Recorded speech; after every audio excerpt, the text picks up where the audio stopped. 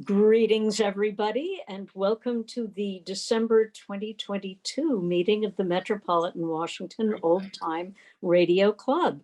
And it's great to see so many of you, and we're looking forward to a lively evening tonight. Welcome. I don't see any unfamiliar names on the screen, so I don't think we have any newcomers or visitors today.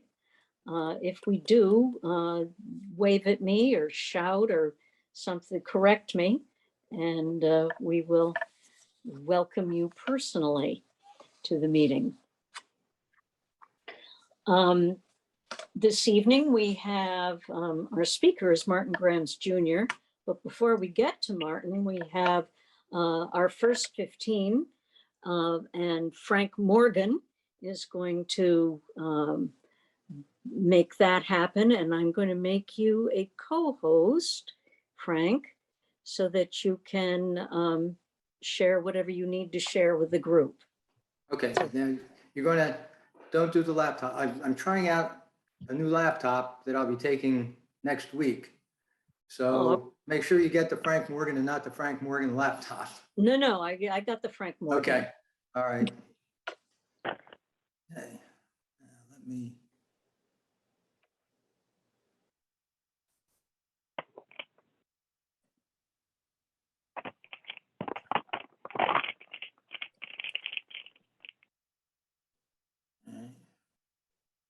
Well, I got a big zoom on my screen. Yeah, well, we're getting there because I still have to get to, you know me, I'm still trying to figure these out a little bit. Which It's better than putt-putt. While Frank is doing that, I urge all of you to put yourselves on mute so that we can get the best quality experience for everyone. What I'm looking for right now is to share video. I mean, share audio.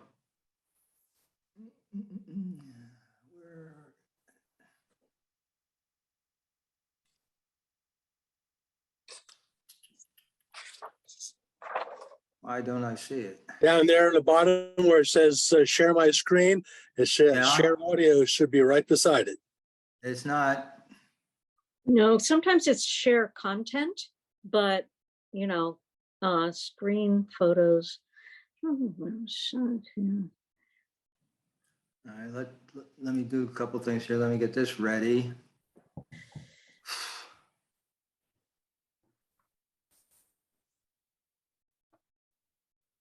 Okay, I found it here. Now we should be ready. All right. All right, can everybody see that? Because last month, okay, good. Very good. All right, well, tonight's program, First 15, is called Adventures in Research. Now, each episode of the program told the story of an important discovery or invention, dramatizing the words and actions of the men and women involved in the discovery. It came to the airwaves in 1942.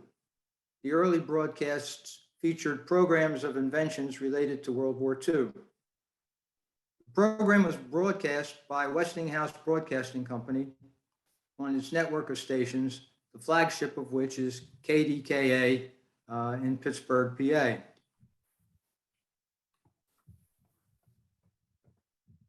And it did so in partnership with the Westinghouse Research Laboratories. And of course, we all know that KDKA was a pioneer broadcasting station out of Pittsburgh early in 1920.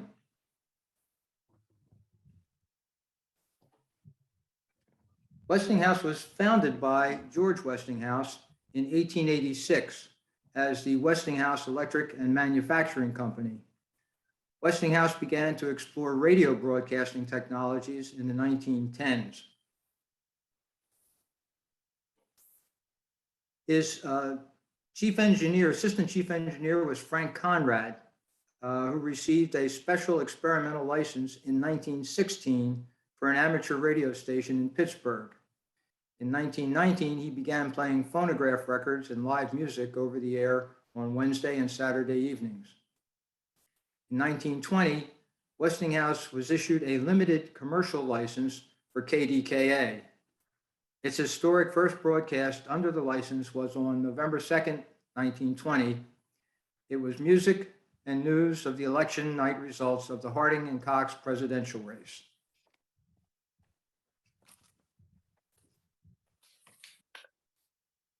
The programs for Adventures in Research were written by a Westinghouse physicist, Dr. Phillips Thomas.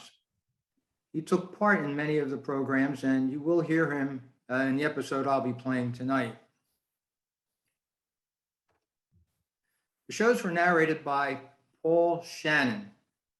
As an aside, Shannon went on to be a legendary award-winning performer on children's radio and television programming in Pittsburgh. The programs were advertised as an educational, quote, public service, close quote, program and designed for young people, but it quickly gained an audience of children and adults. By 1944, it was being translated into Spanish and broadcast in South America. By January 1952, the program was broadcast on 243 commercial and educational stations, 64 Armed Forces radio service stations, and 78 member stations of the Intercollegiate Broadcasting System. Teachers were invited to request transcripts of the show for use in their classrooms. Now, the episode I'll be playing is entitled The Rain Wizard and discusses climatology through stories of rainmaking.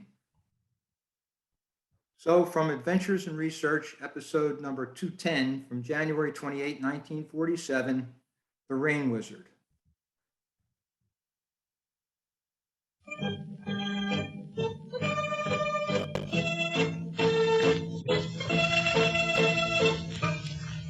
Adventures in Research.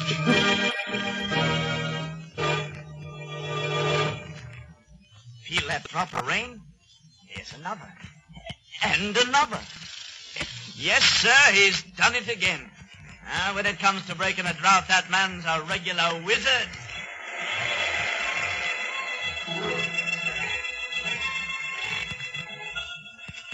This is Paul Shannon transcribing another fascinating tale of science. And here to tell the story is Dr. Phillips Thomas, research engineer of the Westinghouse Research Laboratory. Thank you, Paul. Hello, everyone. I've called our story for today The Rain Wizard. Ever hear of a comparatively new science called climatology? It was born of a wartime need to project weather conditions weeks, even months ahead. A long-range weather study. Think what that means to the farmer today, being able to look ahead and plan his crops, backed in his planning by such a science as climatology. But the farmers didn't have the benefit of climatology a generation ago. It would have meant a lot to America's great corn belt in those early years. To Joshua Layden, a Nebraska farmer, walking through his cornfields. It's too much for a man to stand, I tell you. Lord knows we're used to droughts and we take them as they come. But this is... Yep, this is the worst we've ever had, Josh, and that's a fact. Don't show any signs of breaking either. That sun's as hot as all get out. It ain't enough that we got the cutworm and the corn borer and wind and hail and everything else that comes along. No, that ain't enough. We got to stand by and watch our corn crop burn to a crisp. Look at it. Mine's the same way, Josh. Burned up, acres of it. Don't know what we're going to do for money this year, Josh. Fine crop we had, too. A fine crop. Now look at it. Every ear's about to wither up. There'll be nothing left if this keeps up, not even for the hogs. That takes the heart clean out of a man to see good corn dying for want of rain. You know, I'd give anything for a little... Say, I just happened to think. That rainmaker fella's due in tomorrow. Maybe if enough of us can raise the money... Sure. Maybe we can make a deal with him. Now, let's get the neighbors together and meet him at the depot. Have a talk with him. I was worried so much I clean forgot about the rainmaking. All right, Josh. I'll round up the neighbors and see you at the depot.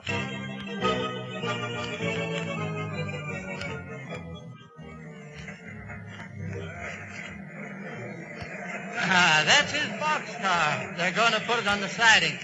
Let's head over that way, Josh. You know, I'd sure like to know the secret these fellas have. How they can make rain. Save us a heap of money if we did know. But try and find out. Never seen such a close-mouthed fellow as this one. Well, after all, Sam, that's the way he makes his living. Oh, here's the boxcar. He's got a rope around it, too. No chance of getting too close. Smart man, all right. Well, let's have a talk with him, see what we can do, Sam. Now, you're the spokesman for all of us. Oh, here he comes now. Oh, gentlemen, Shadwell's the name, Daniel B. Shadwell. And judging from the acres and acres of dying corn I see all around me, I haven't arrived any too soon. That's right, Mr. Shadwell. We sure do need your services as a rainmaker. I'm Sam Welker, spokesman for every farmer hereabouts. First, we want to know how much you charge to make rain for us. Well, Mr. Welker, I have a system of making rain that never fails. It's been successful in almost every section of the country. So I work on one basis only. No rain, no pay. Suits us. How about it, men? Okay, you've got yourself a job, mister. When can you start? We need that rain awful bad. Start? Why, right away, of course. Suppose we work out a few details, though. I'd like to get my charges straightened out before I go to work.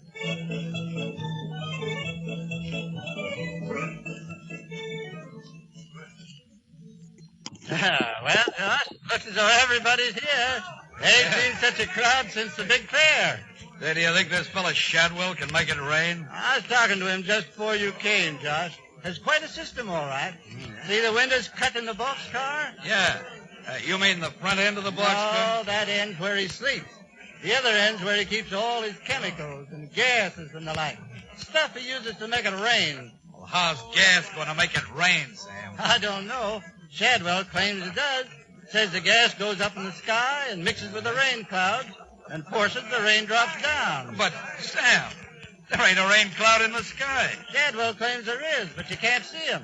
But the gas he makes can reach him. That's all I know. Well, I reckon he knows what he's doing. Oh, there's Shadwell now, climbing up on the roof of the car. Say, what's he doing? Why, he's studying the sky, doing some tall figuring, maybe. Oh, now he's coming down, going back in the boxcar. Yeah, it sure is all fired mysterious the way these fellas work. Ask me, the whole thing's a fake. Oh, this fella Shadwell ain't no fake. He's got to produce rain or he don't get paid. That's our agreement. Yeah? Hey, Sam, what's that funny smell? Wait a That's minute, the wait. gas I was What? telling you about. See it coming out of the hole in the top of the car? Sure is hard on the nose. But if that's what it takes to make rain, I guess we can stand it. Yeah. How long do you reckon it'll take, Sam? I don't know, Josh. Shadwell didn't set no time limit. Maybe it'll take the rest of the day, or it might be tomorrow. Can't tell.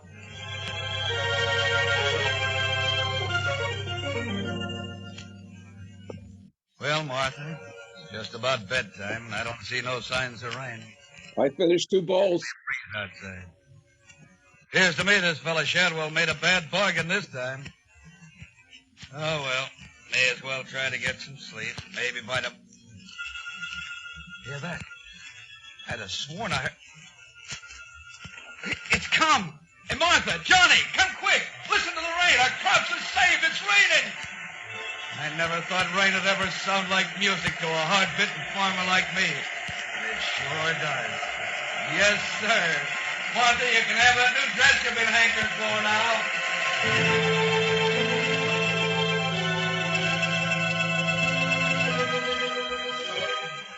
Mr. Shadwell, I've been asked to speak for everybody here at this meeting and give you our thanks for saving our crops and keeping us all out of the poorhouse. You kept your part of the bargain, and now we're keeping our part of it.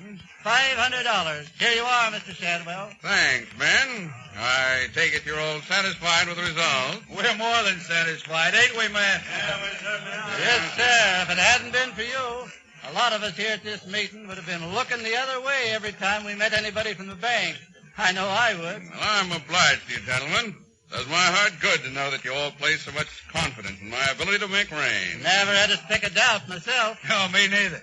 But there was a couple of fellas that, well, they didn't exactly say it in so many words, but... They thought I was a fake, is that it? Well, I've heard some of the remarks myself, but in my business, there's only one answer to that situation. Produce rain. You sure did that all right. Yes, but being a rainmaker isn't all play, you know. It's a lot of hard work. Making rain isn't a profession you can learn overnight. Yes, there's more to it than meets the eye. You bet there is. To be a rainmaker, you've got to know the signs and read them right. You've got to know all kinds of weather firsthand. And you've got to know just how much chemical to use. And how far up it has to go. Things like that. I tell you, gents, it takes a heap of figuring. A heap of figuring. Well, I'll be on my way, and thank you.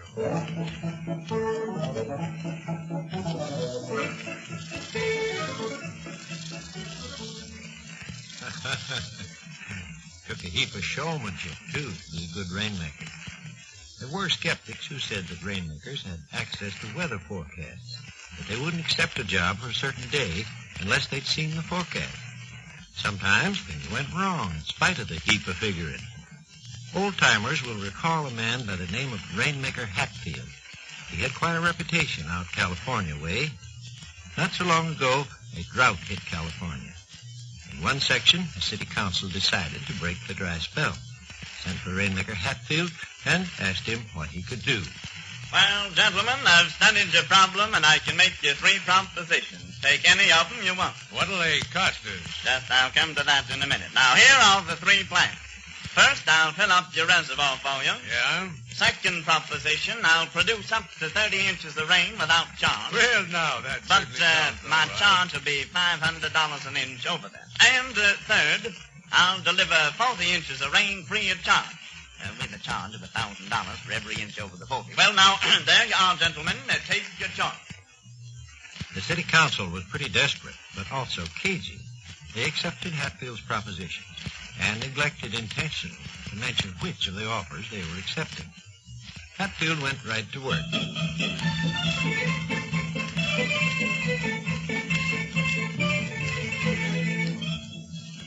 At the Moreno Dam near San Diego, he set up his towers. All right, men. Careful those boxes now. Don't drop them or we'll be delayed a week or more. Is that all of them? All right. That's all, men. I said that's all, men. What are you waiting for? Yeah, kind of figured maybe we could watch you go about making rain. Got any objections, mister? Yes, I have. I work alone, and I don't allow anyone to watch me work. It disturbs me, and I need to concentrate. You'll have to leave right away. I've got work to do.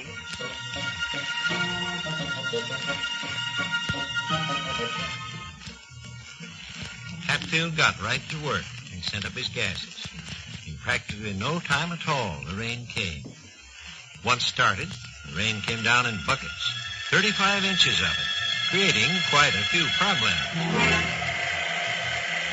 My house is flooded. Shut this rain off. Hundreds of dollars worth of merchandise ruined in my store. Who's going to pay for flood damage to my property? You and city council responsible for this rain. I'm going to sue unless you shut it off immediately. Shut it off! Shut it off!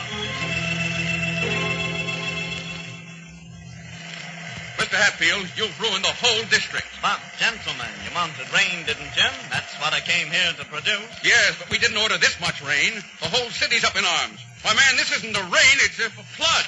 It's costing people thousands of dollars. And just what do you expect me to do about it? Do? Why, shut it off, of course. You started it. It's up to you to control it. Shut it off. Gentlemen, I'm a rainmaker, not a rain stopper. You mean to stand there and say you won't shut off this rain? Well, it isn't that I won't, gentlemen. It's just that I can't. You asked for rain, and I've given it to you. Then by thunder... I've filled my end of the bargain. Now it's up to you to live up to your end. Here's my bill. Includes expenses. $10,000! We won't pay it. Not 1 cent of it. We didn't order this much rain, and we refuse to pay. Very well, gentlemen. We shall see.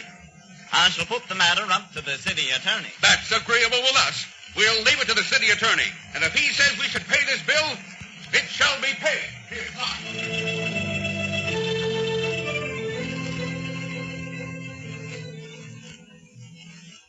Here is your answer, Mr. Hatfield. The opinion handed down by the city attorney. He says that the rain was an act of God and that nothing whatsoever to do with it. That opinion relieves you of all responsibility and consequently of any remuneration. Good day, sir.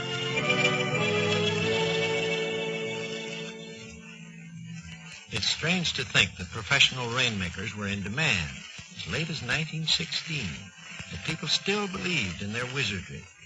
But gradually their power waned as the Weather Bureau increased in efficiency. Today, America's system of weather forecasting reaches out to new horizons in the science of climatology, puts to work the vast amount of knowledge gained during the war years. Climatology, helping the farmer and the industrialist plan ahead to meet their respective climatic conditions, helping, too, to meet the rising tide of weather interest throughout the country. Climatology, a new and absorbing adventure in research.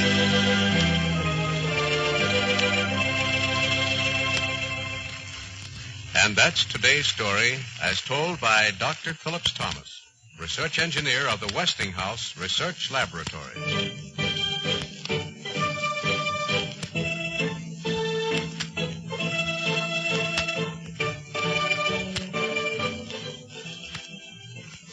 Join us again next week when Dr. Thomas will be back with another transcribed adventure in research.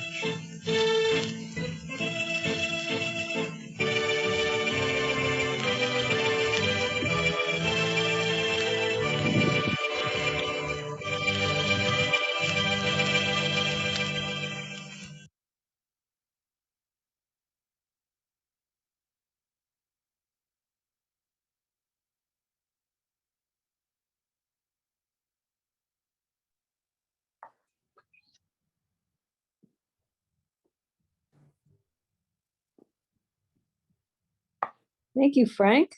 That was really fun. Unmuted. Are you Excellent. here? Now I'm unmuted. Ah, good stuff. Yeah, let me get back on video too. Let's see. Oh, here we go. All right. Yeah, what I said was that I listened to a number of the episodes that are available online, and they're very interesting. The one that I played was one of the better quality audio. That's why I chose it. And there are more than 200 16-inch vinyl discs of Adventures in Research available for listening in the Recorded Sound Research Center of the Library of Congress.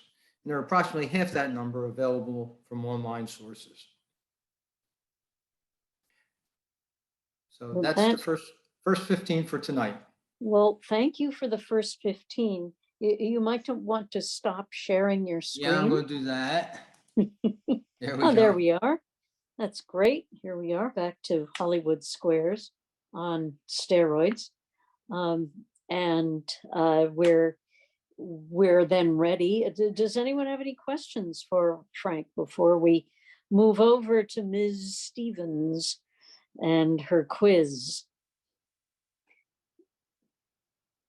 Of course, I put everybody on mute, so it's hard for anyone to figure that out. But let's turn it over to Sally. Let me just, Sally, give you co-hosting privileges as well. Okay. Yeah, I can find you on my list. There you are. Ta-da! Here I am. Yay! Mhm. All right, now you have the power. All right. Excellent. Now, class, just because we are coming up on winter break does not mean we are not learning and that these grades do not count. So I want you to get your papers and your pencils ready because it is quiz time. And you should have studied. Oh, I see John has his materials ready. Oh, Joni is always ready. Very nice. I love to see these prepared students. Wendy, very nice to have your materials out. Oh, very nice, Frank. Excellent job. I'm watching, Dennis. Where's your materials? Martin? Oh, check your desks, gentlemen. Check your desks. Your notebooks and your pencils should be there. Everyone has their materials. Now, our quiz this month, children. Oh, very good. I see that. Excellent materials. Jack presents our quiz this month, and he gives us a note before our quiz. Since it's almost Christmas time, we give you the quiz that every contestant should get a perfect score. How, you may ask? Instead of only one correct answer in the 4 multiple choices, all answers are correct except for one. So you have a 3-to-1 odds, as you'll recall from our math lesson, of being correct, regardless if you have never heard of any of the programs. So you're welcome from Jack. Now, I will launch the poll. You may move through the poll faster than I will read the questions. As I say every time, I will read the questions twice. I will read the answers at least once. You may select your answers and submit them faster than I read. That's fine. You don't have to even submit if you do not wish. This is a choice. Launching poll. I would appreciate a thumbs up that you can see it. Thank you very much. George, I'm very disappointed that you're going for a 0. I really think you should put some effort into this quiz. It's going to be reflected in your grades that are going to be sent home, and I really think that you should put some effort into it. So I really think you should rethink that attitude, sir. Really think you should rethink that attitude. Starting quiz. Number 1. This radio show evolved out of the Sunday comic pages. A. Dick Tracy. B. Captain Midnight. C. Blondie. D. Little Orphan Annie. This radio show evolved out of Sunday comic pages.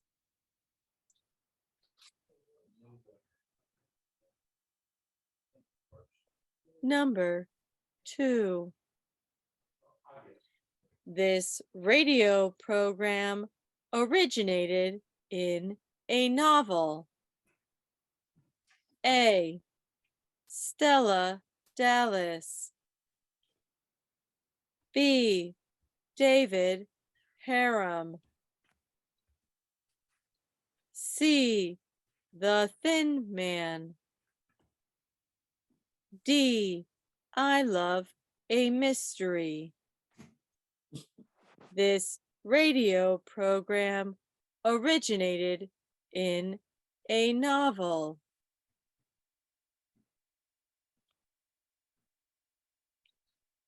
Number 3. A telephone ringing began each program of this series. A. Lum and Abner. B. The Adventures of Sam Spade. C. Bell Telephone Hour. D. Duffy's Tavern. A telephone ringing began each program of this series. Number 4. This program had an animal as a major character. A. Adventures of Champion. B. The Falcon. C. Lassie. D.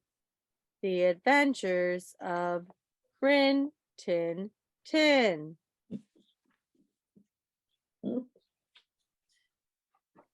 This program had an animal as a major character.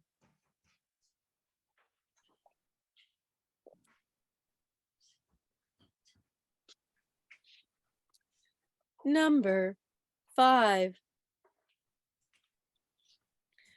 A female private eye starred in this series. A. Our Gal Sunday. B. The Affairs of Anne, Scotland. C. Philco Mysteries. D. Candy Manson, Yukon 28209. A female private eye starred in this series. Popular show organized at station WXYZ. Hmm? This next question coming up. Lone Ranger started there, but did the Challenge of the Yukon start there? Yes, it did. No sharing of the answers, class. Number 6. This popular show originated at station WXYZ in Detroit. A. The Lone Ranger. B. Challenge of the Yukon. C. Adventures of Superman. D. The Green Hornet. This popular show originated at station WXYZ in Detroit.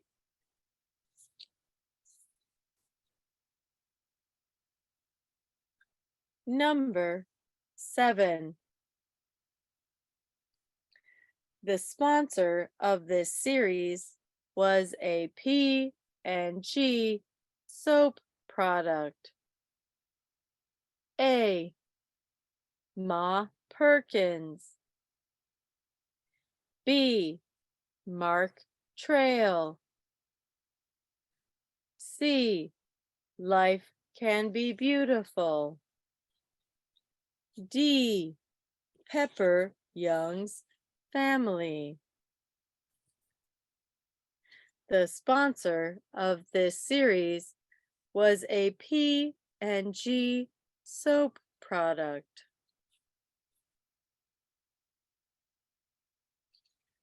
Number 8. This program was a syndicated series. A. Box 13. B. I was a communist for the FBI. C. Bold Venture. D. Let's Pretend. This program was a syndicated series.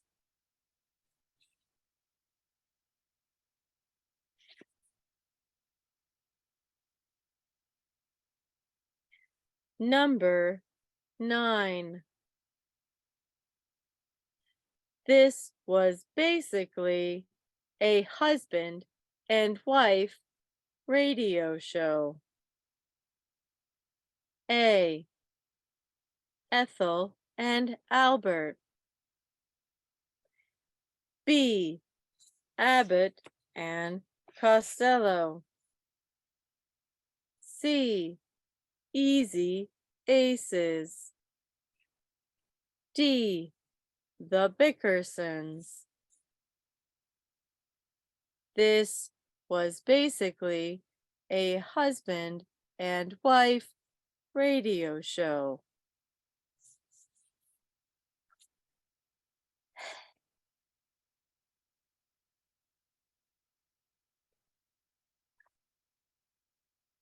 Number 10.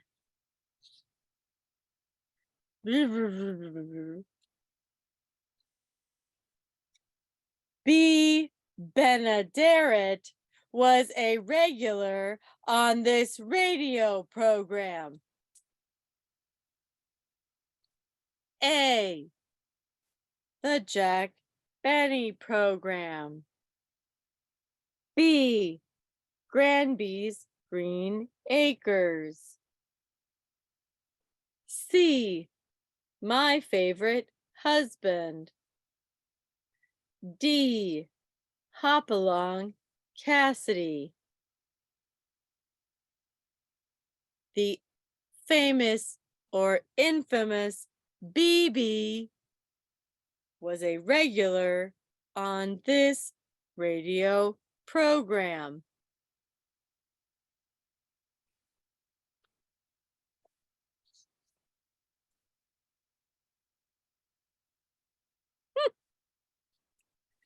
I will Thanks. leave. Oh, go ahead, Wendy. No, you go. I will leave the poll running in the background so that if you choose to participate in the online poll, you may do so throughout our main program. We will go over the answers after the main program, and we will see which one of the 4 is incorrect. Seems counterintuitive, but we are trying to give everyone good grades for the second quarter of the school year. Thanks, Teach. Good job, everyone. Great job, Sally. Thank you. We look forward to hearing the answers. Now we're at the main part of the program, and Martin is here, and we can see him, which is really lovely. And Martin, I will leave you. I've given you co-hosting privileges, because I'm sure you'll have a screen you wish to share. I am now putting the meeting into your capable hands. Wendy, if I may, Yeah? I have some things to say about Martin before he speaks to us. Oh, okay, great. Well, I hope they're kind. Go for it, Frank. Okay, well, Martin is perhaps the best known, most prolific author, commentator, and enthusiast of American pop culture in the United States today. He has authored or co-authored more than 30 books on the subject of old-time radio, television, and films. For 4 years, Martin served as the editor of our bi-monthly publication, Radio Recall, and he's a frequent contributor to various publications. Martin has received numerous awards for his work, including the Ray Stanich Award from the Friends of Old Time Radio Convention for his significant contributions to old-time radio research through writing books, articles, newsletters, and program logs. He's won the Stone Waterman Award from the Old Time Radio Digest in Ohio for outstanding contributions to the preservation of old time radio. He won the Parley Bear Award from the Mid-Atlantic Nostalgia Convention for preserving the arts. He received the Rondo Hatton Classic Horror Award from the Classic Horror Film Board for the best book of the year, The Twilight Zone, Unlocking the Door to a Television Classic. And of course, in 2022, Martin received the Stan Coelty Award from our club. With the help of his wife, Michelle, Martin has made the Mid-Atlantic Nostalgia Convention one of the top events on the East Coast. Martin took over the reins of the Williamsburg Film Festival this year and brought new vitality to that event last month. You know, of course, Martin has too much free time on his hands, so in 2023, he will be opening the Screaming Bean Coffee Shop. On a date to be determined in 2023, Martin will speak to us about Truth or Consequences, but tonight Martin will speak to us on one of his newer books regarding the WXYZ creation, Challenge of the Yukon, also known as Sergeant Preston of the Yukon. So Martin, thank you for being with us tonight. Oh, thank you, Frank. And by coincidence, can everybody hear me perfectly? Good. And then I'm going to need one person, I guess either Wendy or Frank, just to let me know when I share the screen properly that I did get the like verbally, because I'm not going to be able to see anybody, so they'll have to verbally say yes. Got the screen thing. Let me get the screen here. Okay, Zoom. By coincidence, by the way, I was saying we just got our contract for the coffee shop, so we signed before Christmas, and they're going to break ground in April. So there'll be pictures of groundbreaking, pictures of handshaking, contract signing, all that fun stuff. Okay. All right, if someone can verbally just tell me, yes, you got the screen. The screen is Well, up. Thank you, yes. Mark. Perfect. All right, let me get on over here. Fill screen, and we should be good to go. Let me get the one last thing. I got to get somebody's face off my corner of the screen. There we go. Okay. This presentation is the history of Sergeant Preston of the Yukon. It is my assumption everybody has heard. I got this right? Ah, there we go. It is my assumption everybody has heard the radio show or seen the TV show, so I'm not going to insult anyone's intelligence and kind of tell them that it's a Canadian Mountie series that he happened to have a canine sidekick. Basically, commonly known regarding the program is that it was a Canadian Mountie hero. He had the sidekick named Yukon King. Took place during the Yukon Gold Rush, which was 1896 to 1899 historically. Originated from the radio stations of WXYZ, was associated with the Lone Ranger because it was the same directors, actors, script writers, and so on. The theme song was Donna Diana Overture, and the signature closing was Yes, King, this case is closed. Namely because every write-up that has been done about Sergeant Preston up to today has been the equivalent of 2 or 3 pages or less of encyclopedia entries. There's never really been an in-depth, thorough research or document about it, although we're going to go through it. The reason I emphasize is that majority of what you're going to see here in the 130 slides, and we're already at slide 5, is information that comes from special collections and private collections across the country. So much of the material I'm going to show you is not in any of those write-ups, also not on Wikipedia, not on websites, and more importantly, might conflict with some of the info that you might find in the printed reference guides. We're working on getting that corrected. This is a photo of a special collections, by the way. It's a behind the scenes photo. If you go to a university or library archive and you ask for special collections, and generally for tax purposes, people will donate their stuff to such libraries, and it's done for historic purposes because they know the libraries have all that underwriting and donations, and more importantly, interns who can catalog and keep these preserved. This is where they go in the back rooms and they pull out what you want to look at, and then in the reading rooms you can look at it, and every library has their own policies. This is a behind the scenes view you don't normally get to see. You're going to see a lot of rare jaw-dropping photos here.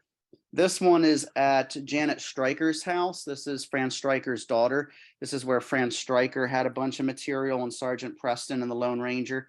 That's my old computer, which clearly this is more than 10 years ago. This is where we were going through all the materials and digitizing everything, taking notes. That's a little camera up there is Terry Solmson's. He was with me at the time. Fran Stryker Jr. was with us at the time as well. And you can see while there is scrapbook material like newspaper clippings and such, there's also some archival material. That is anything that's historic in nature, letters, correspondence, contracts, including scrapbooks that Fran Stryker's sister had saved of his accomplishments, stuff that you will not find anywhere else, which is why I always say research is legwork. You need to go out and dig up the information. Else, in this case, much of the material that's out there is incorrect and you're just repeating it. So for this presentation, the breakdown is going to cover the following bullet points. We're going to have the origin of the series, followed by the radio program, which ran from 39 to 55. Since this is an old-time radio club, the majority of what we will explore is the radio show. That, of course, includes the premiums. And give you a small tip, I'm not going to say it, but the underlining theme is here. Almost all the premiums ever done for Sergeant Preston are for the radio show. There was barely any premiums related to the TV series. There will be the Yukon land deed. That's a premium. And if you're not familiar with that, your jaw will hit the floor. It's practically a Ripley's, believe it or not, as well as the comic books, which are part of the premiums. Then we're going to briefly, very briefly, go through the television program, and then we're going to do the afterword, which might surprise you, who owns Sergeant Preston today.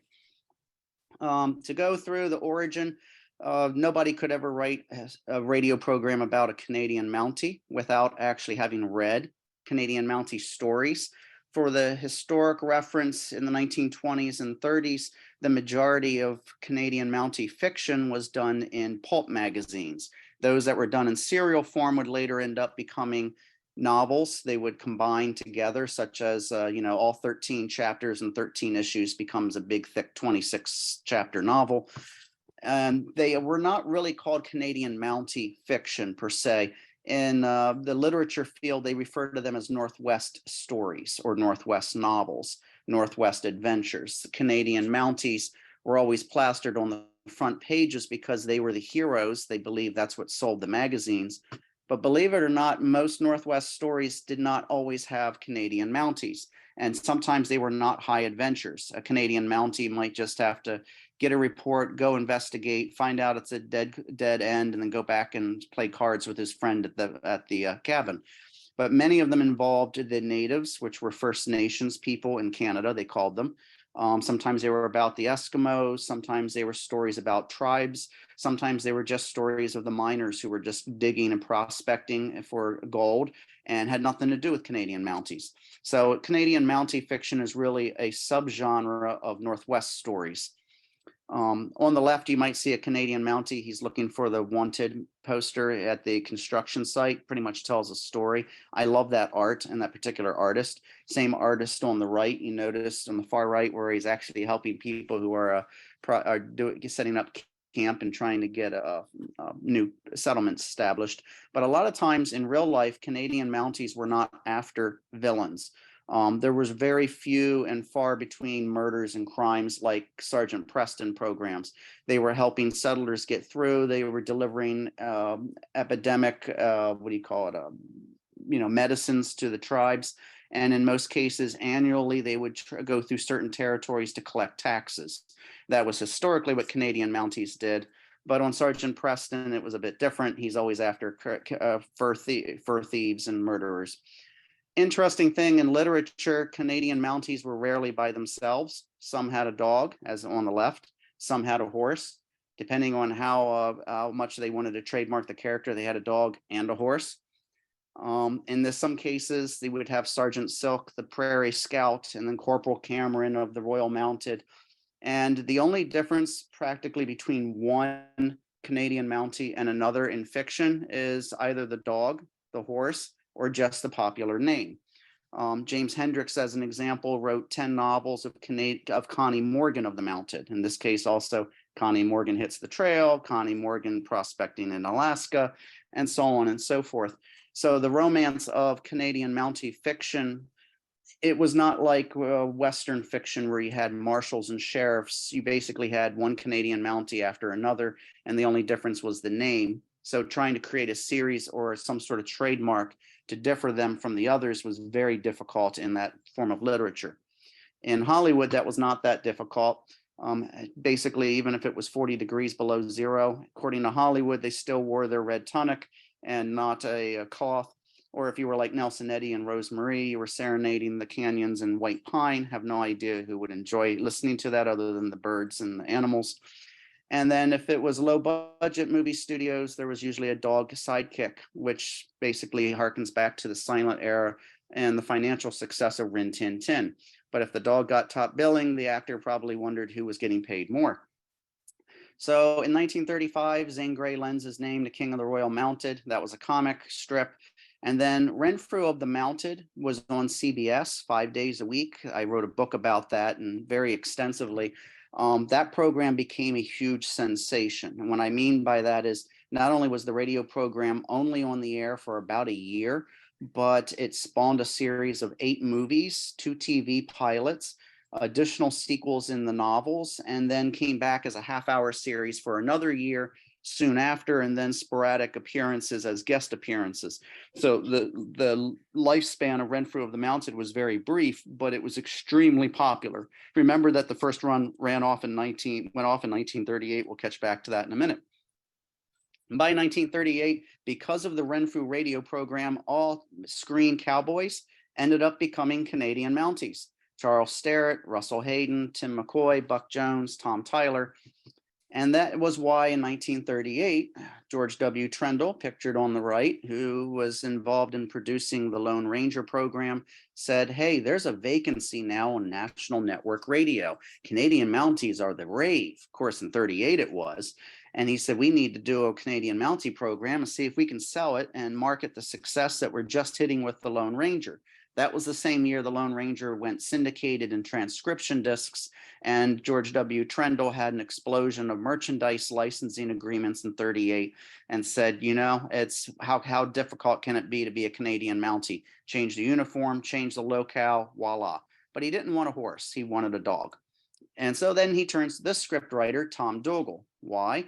Franz Stryker was exhausted from writing Lone Ranger. It was too much for him.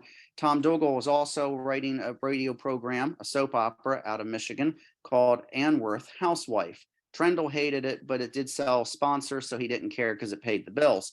But in 38, Joan Vitez, who's on the left, she plays Ann Worth. This is a publicity photo. Got into a little tiff. Hilarious story. We don't have time to go into it. She goes to New York. Basically, she calls it quits and leaves, and they are without the right actress to play the role. The sponsor drops sponsorship and they lose Ann Worth Housewife. So for a few months, Tom Dogle said, wow, I have nothing to write. So he started alleviating some of the pressures on Franz Stryker by writing a Green Hornet and a Lone Ranger script about once a week, and then toyed around with other programs. What you see on the right is Tom Dogle's unpublished autobiography. It's titled Bar Talk by Tom Dogle and the Talkers and the Talked About.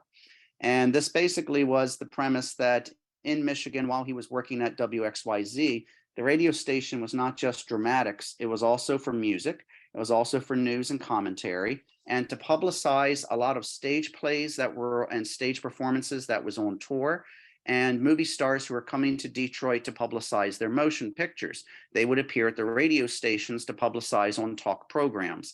As a result, they went to the bar at night and they would talk, and his book was not so much about WXYZ, but rather all the stories that he heard at the bar when he was in Michigan that he would never have repeated until, you know, many years later, and the actors and actresses passed away, as they were recounting stories of the stage in Hollywood to him.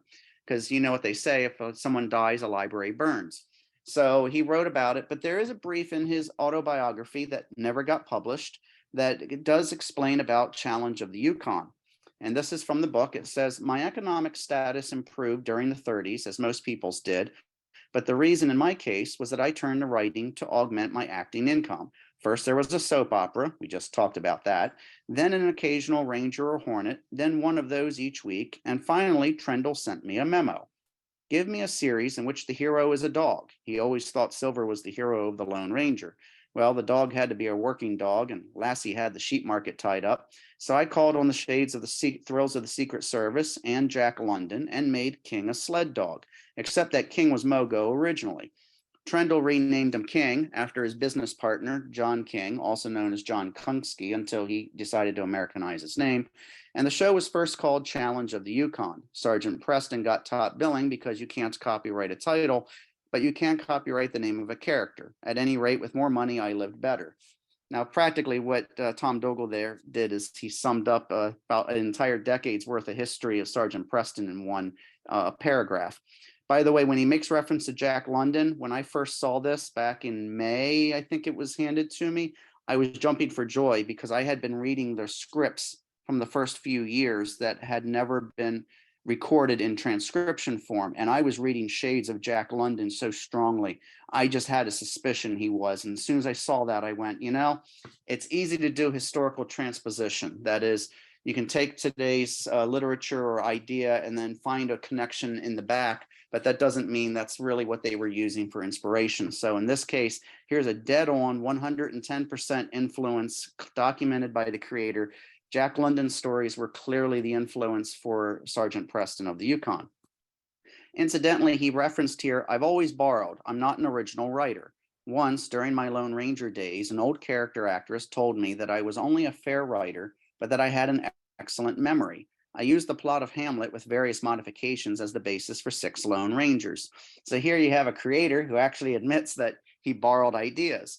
Therefore, the character of the dogs in Call of the Wild and White Fang technically was the inspiration for Yukon King in Sergeant Preston of the Yukon.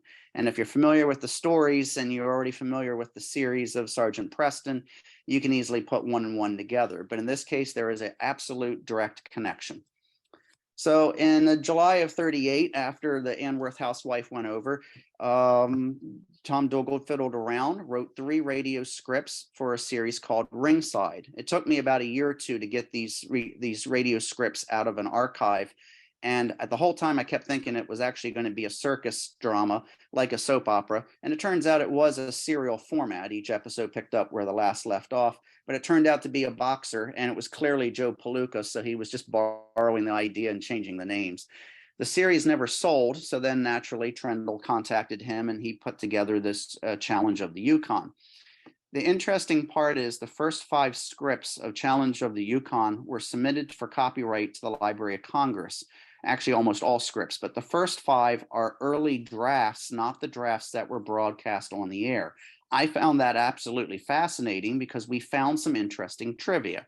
Originally, the program was titled Call of the Yukon. Of course, that's similar to Call of the Wild, so you can understand why they changed it.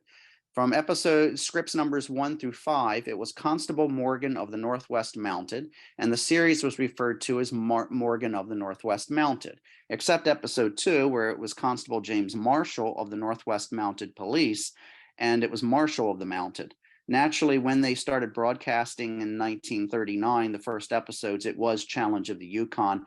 Even newspaper advertisements in Detroit were clearly stating Challenge of the Yukon, Sergeant Preston, and his dog King and Mogo and so on. So these drafts are actually fascinating to see how the development and proposals that they tossed around. By the way, the Constable Morgan was probably tossed aside because Connie Morgan was James Hendricks, as I just showed you a few minutes ago. The early adventures are very fascinating. The first dog Sergeant Preston had was Mogo. Mogo ends up getting shot and killed during an exchange of gunfire, but just the day before, Preston had rescued what he thought was a wolf, and it turned out to be a dog. And it may have been a crossbreed. It was never explained, but everyone kept thinking it was a wolf. In fact, their first instinct is, wait, is that a wolf, Mr. Sergeant? And he'd say, no, that's a dog, but it does look like a wolf. So there might have been some breeding involved there. But it's an interesting because he rescues King, King heals up, and then King becomes a loose lead dog, which means he's not harnessed to the sled. He's always running loose, leading the dogs. Those are very rare and intelligent animals. And so the origin of King in the beginning is different than what Franz Stryker created in 1951 and then redid in 53 and 54 on the radio. There is no origin of Preston in the beginning. He's already a sergeant. There is an introduction after a few broadcasts to a French Canadian named Pierre, who ends up becoming a human sidekick for the first 2 years of the program. We are still going through the radio scripts, so we've narrowed it down to a 6-month time period where Pierre is no longer on the show, and prior he is. So we're getting close to finding out why Pierre was dropped from the program and what the scenario was. Maybe his long lost brother, he fell in love and decided to settle down. Maybe he gets wounded and he goes off to Seattle to a hospital and you never hear from him. But most people do not know Pierre actually was a sidekick for the first 2 years. The first 16 episodes was one long epic dramatized in serial format. After that, they were 3, 4, 6, 8 chapter serials. And then by the end of the first year, they had dwindled down to 2-parters because the show aired twice a week. And then ultimately it just became, for the most part, single episode adventures moving forward after that. For anyone who's actually curious, as a quick breakdown, there was 1,260 radio broadcasts from 1939 to 55. That is not including repeats. The first broadcast was January 3, 1939. Not January 38, like all those reference guides that you can easily pull off the shelf right now and will tell you it's 1938. Carl Shadow and I were aware of this. Carl did a very good write-up in Radio Recall about 2 years ago explaining it, and I don't want to embarrass somebody, but there's a reason why we were all thinking 1938 until it was clearly 39. First transcription was in May of 43. It went to ABC in 1946. That means the first 7 years of the radio program was only heard over the Michigan Radio Network. Very small, short, brief sections of Canada and possibly a northern section of Ohio, and maybe on a clear weather day, as far west as Chicago might have been able to pick it up. But the program never went national until 46. Went to a half-hour show in 47, sponsored by Quaker Oats in 48, and from that point on, it stayed a half-hour program and was related to Quaker Oats nationally all the way till the end of the program. November 13, 1951, the program was officially retitled from Challenge of the Yukon to Sergeant Preston of the Yukon.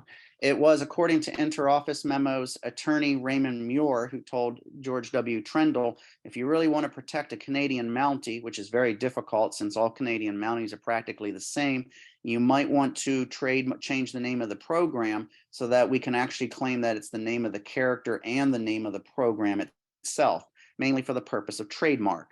And that was why they changed the title. They had to get permission from Quaker Oats, which seemed to be a matter of concern. Hey, if we change the name of the program, will young kids actually know it's the same program, even though Sergeant Preston was the hero?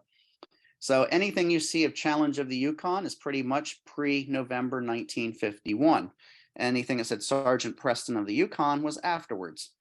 Here are some scans that we did. They're raw scans. We haven't cleaned them up. These are conception sketches and artist conceptions of what Sergeant Preston and Yukon King would look like. These were used for publicity and advertising. These were done around 1948 and 49. The one on the left is a photo that was signed, Best Wishes, Sergeant Preston and King. That would be because the radio actor would go around J. Michael, or after him, Paul Sutton, and sign autograph photos, and he would always sign Sergeant Preston. As you can see on the right, that same photo is being used in an industry trade paper promoting the radio program and how 434 radio stations carry this program regularly on the Mutual Network 3 times each week. And this is interesting because you get to see the before and after and how Trendle was using those types of advertisements. The difference between the early 15-minute episodes and the later half hours is that there was different writers and different stories. Tom Dogle did them more adult and less children fare. But he went into service around September of 1942. And since he created the program, when he left, that was when Trendle said, well, I think it's time we start transcribing and seeing if we can syndicate it, because we don't owe him any money if he's not here in the country to receive those royalties. Enter stage left Fran Stryker, who was writing Lone Ranger, and also a young woman named Betty Joyce, who was being taught how to write scripts. And Fran Stryker said, well, here's Lone Ranger, half-hour scripts, just change it to a Canadian Mountie, use the same stories, condense it down to 15 minutes. So if you've ever heard any of those early 1943 episodes, they're clearly Lone Ranger plots. It's just Tonto was relegated down to the position of a dog, and Lone Ranger became Sergeant Preston. By 45, Dan Beatty, Mildred Merrill, and a bunch of other writers started coming in. They were creating original stories. And oddly, in 51, Fran Stryker started recycling his own Sergeant Preston stories, almost word for word, from the 1940s for use in 51, 52, and 53. So it is amusing to see how the show kind of reverted from changed from an adult and nature program to a Lone Ranger version, a Canadian version of it, and then straight to a Canadian Mountie. I've always said, if you're not a fan of the radio program, ignore those 15-minute episodes. I know some people say they like the length of the program, but I've always said start with any of them where they're called Sergeant Preston the Yukon from 51 up. You'll hear the production was by that point polished. For recording wise, for anyone who likes to collect the recordings, there are 2 audition recordings. They were recorded after 43. They first started recording them with episode 285. That's May of 1943. That means the first 284 episodes were never recorded. They can't be lost episodes because they never were recorded. It was a business decision. They were broadcast live. So you can't say they're really lost episodes. That meant 976 episodes were recorded out of the 1,260. Officially, that's 74 episodes that are lost. Divide 74 by 976, and an amazing 7.5% of the recorded programs are known as lost. I truly believe only less than 1% are lost. I think 6% of them are still sitting in archives. I'm hoping that I can get hold of them just for my own personal enjoyment to listen to and for research. So I tremendously for most radio programs for this lengthy period of time and this many recordings. That is an amazing statistic. All episodes pre-May of 43, the only way we can get the plot summaries is from the radio scripts. I'll go into that in a second. If anyone wants to see a list of the 74 lost episodes, I have that listed on my blog, like a lot of lost episode lists that I've done on my blog over the years. I always say it's easier to find a lost episode if people discover, wait a second, mine's on the list. I've got this in my collection. And then we cross them off. Case in point, earlier this year, we were able to find 11 lost Lone Ranger episodes because of the lists I put up on my website. This website will be listed at the end of the presentation. On the left is a photo from the Library of Congress. This is where they pull the boxes off site to the Library of Congress for me to go down there and take snapshots. Notice how I have my smartphone. Smartphone, by the way, is the most beautiful invention ever invented next to the iPad. Anyway, you notice how I have that pressed against my chest right there. It's to keep me from moving it. So I move the page, I take a snap on my digital camera, I flip a page, I take a photo, I flip a page, I take a photo. The camera stays focused, doesn't have to keep focusing on page. I can do, and I've done this before, about 6,400 digital snapshots in less than 8 hours through that method. It is wonderful because you can imagine how many radio scripts we can copy. On the left, you can see where the pages are a little bit warped. We try to keep them as flat as we can. Our goal isn't so much in this case a preservation, but to read them, but we can flatten them out. Take an example on the right, and that's what they look like after we go on to Photoshop and do a bunch of tweaking. The beauty of it is, in this case, the first episode to have a script title. Episode number 133, The Werewolf Hunts Alone. We have a broadcast date. The copyright registrations are listed. We have the script writer, and then we have a plot summary. And this is, yes, May of 43. What we've been doing progressively in batches, I would say at the equivalent of about a script and a half a day, because we do them in batches once a week or twice a week. We are reading the radio scripts and filling in the plot summaries right now so that we can actually fill in the gap. It's part of a method of preservation. And yes, it'll probably end up being a book because we can never have enough books on our bookshelf, but that itself is also a form of preservation. And I'd like to take a quick moment to also say scanning radio scripts into PDF in the method we do is also a form of preservation. Also is creating offsite backups. This is something, this latter part, I am absolutely adamant. If there's a flood or fire and people say, hey, I did some digital transfers, I did whatever. If they did not create an offsite backup and a flood or fire, they lose it. What's the point? I know people who've done transcription disc recordings. They put them on a hard drive. They said, I saved it. I transferred digital, but they won't let it out. And I say, well, if you didn't do an offsite backup, that's not preservation. I've also always said, and this has been quoted of me, what someone has in their collection or how large a collection is never impressive. What they did with those archival materials, such as digitizing and creating offsite backups, can be impressive. And besides scripts, there's also photographs. Some of these came from the George W. Trendle archive, 63 large banker boxes, which we digitized everything and then cleaned up. This is the photos of, this is Paul Sutton dressed up as Sergeant Preston with a king. That's a great display, by the way. And then there's another one, we haven't cleaned this one up yet, but it was a raw scan. But this is him in costume with the radio cast in the front of WXYZ. I believe that's the Mendelsohn Mansion. And then, of course, there's some archival collectibles that we've scanned, such as Yukon King on the left, and then the autographed photos that was easy to get if he was going around signing autographs for kids.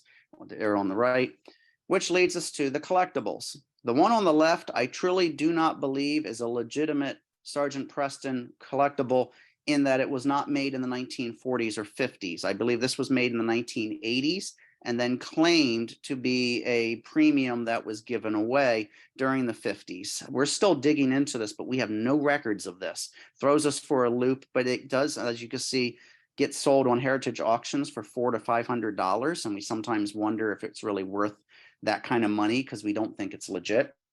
What is legit is the map on the right, the Yukon Territory, where you see pictures of Sergeant Preston punching villains and fighting bears and riding on his horse. By the way, his horse's name was Rex. There's a Sergeant Preston board game among collectibles. By the way, the art on the board is fantastic, worth framing and hanging on the wall. The game itself sucks. It's horrible. The game on the left is actually is one of 3 that was given away, printed on the Quaker Oats boxes, and then folded in 3rds or 4ths and tossed into the boxes. So you had to buy the Quaker Oats box to get the games. The ones on the left are very hard to find. I have seen them go for as much as $600 to $700, and that's probably a much more realistic value than that collector pin. Also, you might have been aware of, you may even have copies of these recordings, 3 Decca records, 45 RPMs. One was the case that made Preston a sergeant. The second was the case of the orphan dog. Both of those were scripted by Franz Stryker in 1951 when he decided to create an origin for the series, which differs from the Tom Dogle version from 1939, but who would remember that because recordings don't exist. The Spike Wilson origin, which was on the left, was broadcast in half-hour format on February 1452, and then was repeated, these 2, on April of 1954. Also in April of 53, they were repeated, and the Decca records were then offered as a premium. But the half-hour versions you can hear, I like them better than the quick, shorter versions that were done in these 45s. And if you're collecting 45s, there's also the Ray Stevens spoof of Sergeant Preston of the Yukon from the 50s on the left. And on the right, Challenge of the Yukon, the theme of Sergeant Preston of the Yukon, and that actually does include vocals. That was the Royal Mounties singing lyrics that were written by Raymond Muir and approved by George W. Trendle. Both of these you can find on YouTube. The one on the left is amusing. The one on the right, it's up to your choice of music. Also in collectibles are kids' books, Sergeant Preston and Yukon King, Sergeant Preston and Rex. What I love about these, and I scanned them into PDFs when I bought them over the past year, the art inside. I love how the artist on the right, you see the 2 pictures of Yukon King are practically the same pose, just mirrored, but he seems to love doing that same pose in the same issue, in the same books. I just love the art. It's just fantastic. This is stuff you put on your smartphone as a screensaver. Of course, if you want to color it yourself, there's the Sergeant Preston coloring book on the left. Same book was issued twice, 2 different covers. Sergeant Preston puzzle on the right from Milton Bradley is freaking hilarious. Not only is it amateurish art for a jigsaw puzzle, it's only like 100 pieces. They're very large. And on the bottom left for 2 pieces, you can see a little glimpse of Yukon King, which, by the way, is a collie. This is the other jigsaw puzzle, which is taken from that glossy art that was used for the photos. And of course, there was a Sergeant Preston pedometer, because if Jack Armstrong had a pedometer and Lone Ranger had a pedometer, why not Sergeant Preston? The dates of when these premiums are given away on the radio program are listed on the slideshow. I am not going to give the dates, just enjoy the items here. There was a mounted police whistle, distance finder premium. These came in handy for Sergeant Preston to, he's in distress. He needs to blow the distance finder premium or something to draw and attract a Yukon King to come help him. Ironically, when they ended up running out of these collectibles or get premium giveaways, Sergeant Preston no longer was using it in his adventures. It just coincidentally happened to be about the same time. Kids, would you like the one Sergeant Preston had? There were circus animal toys. There was the Yukon Trail cutouts premium. This is similar to the Lone Ranger Frontier Town premium, where you would actually assemble them, fold the tabs in, create your own little prospect town. These are fascinating. And then in 52, they also had the Sergeant Preston Prospector's Tent and Camp Stove. Yes, you read that right. For 50 cents and 2 box tops of Quaker Oats, your kid can actually have an item that creates and starts fires or forest fires. Don't ask me how they came up with that one, but there are some more amusing ones.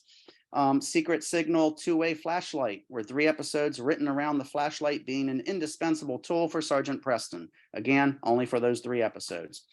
Then in 49, Bugs Bunny comic books were given away. Mel Blanc did the voice commercials specifically for those Sergeant Preston broadcasts. In case anyone's wondering why Bugs Bunny, Dell was publishing Bugs Bunny. Dell was also publishing the Sergeant Preston comic books. It is my assumption, because we do not know the real answer, that they had an overabundance and extra stack, a huge extra stack of Bugs Bunny comic books left over, an overprint run.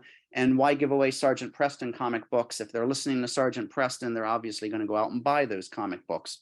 There was also the official dog trading cards. No, not joking. Trading cards that does not have Yukon King on them. But on the back, on the bottom right, they would have Sergeant Preston's signature. So whatever Brussels Griffin has to do with Challenge of the Yukon, we don't know. In fact, we don't even know why there's a college pennant cutouts premium, a model farm premium, Indian trading cards, old time auto models, secret circus animals premiums. There were a lot of giveaways that had nothing to do with Sergeant Preston, but Quaker Oats was giving them away on the Sergeant Preston program. In 1951 to 53, there was Gabby Hayes highlight. He appeared in the commercials. There was the Gabby Hayes movie viewer premium, Gabby Hayes hat, model totem poles, and Western wagons. The reason was because Quaker was also a sponsor of the Roy Rogers radio show, and the Roy Rogers radio show had expired by then, so they had them left over in storage and they had to get rid of them somehow. There's also 3D circus cards, 3D space flight to the moon cards, sports oddity trading cards. There was Yukon adventure picture cards. And interestingly, a lot of times giveaways was designed to convince the sponsors to continue sponsoring. You had ratings like the Nielsen's and the Hoopers, and they would conflict each other. So a lot of the giveaways on radio programs were not to create product loyalty. In fact, what they were designed to do was to convince the sponsors to sponsor an additional 13, 26, or 52 weeks. They would say, name an expectation, and if it exceeds your expectation, let's say 30,000 giveaways, you'll sponsor the program for another year, and the sponsors would say yes. Quaker Oats seemed to be that rare exception on radio. Their agenda was to get kids to buy the actual cereals, the Quaker Oats, puffed rice, and wheat, and send in the box tops, or the giveaways were in the packages. So their agenda the entire time was to sell the cereal, not so much to verify whether or not the program was worth sponsoring. Here, there's a shooting cannon ring. Yep, a little toy that shoots something that could poke an eye out. Flying cloud in a bottle premium. There was practically so many of them. This one I love. Air tours for 2 to Alaska. There's also, third prize was 10,000 Sergeant Preston and King portraits, and 100 kids would actually get their own pedigree dog. This is probably a bit better than giving away those 10 free ponies in 1949 on the Lone Ranger, where there's an article in a newspaper and parents were complaining because their little Johnny just decided to win a horse or a pony on this giveaway on the Lone Ranger, and they live in an apartment and they have no idea where they're putting that horse. Hilarious newspaper article. Also the Sam Brown belts and so on. And you can actually see how they were trying to make as much money as they could on licensing, similar to the Lone Ranger. And there was everything from comic books, phonograph records, puzzles, holsters, school bags. I have not seen a Sergeant Preston school bag yet. We're still looking for that one. And then we get to the one called the Yukon Land Deed.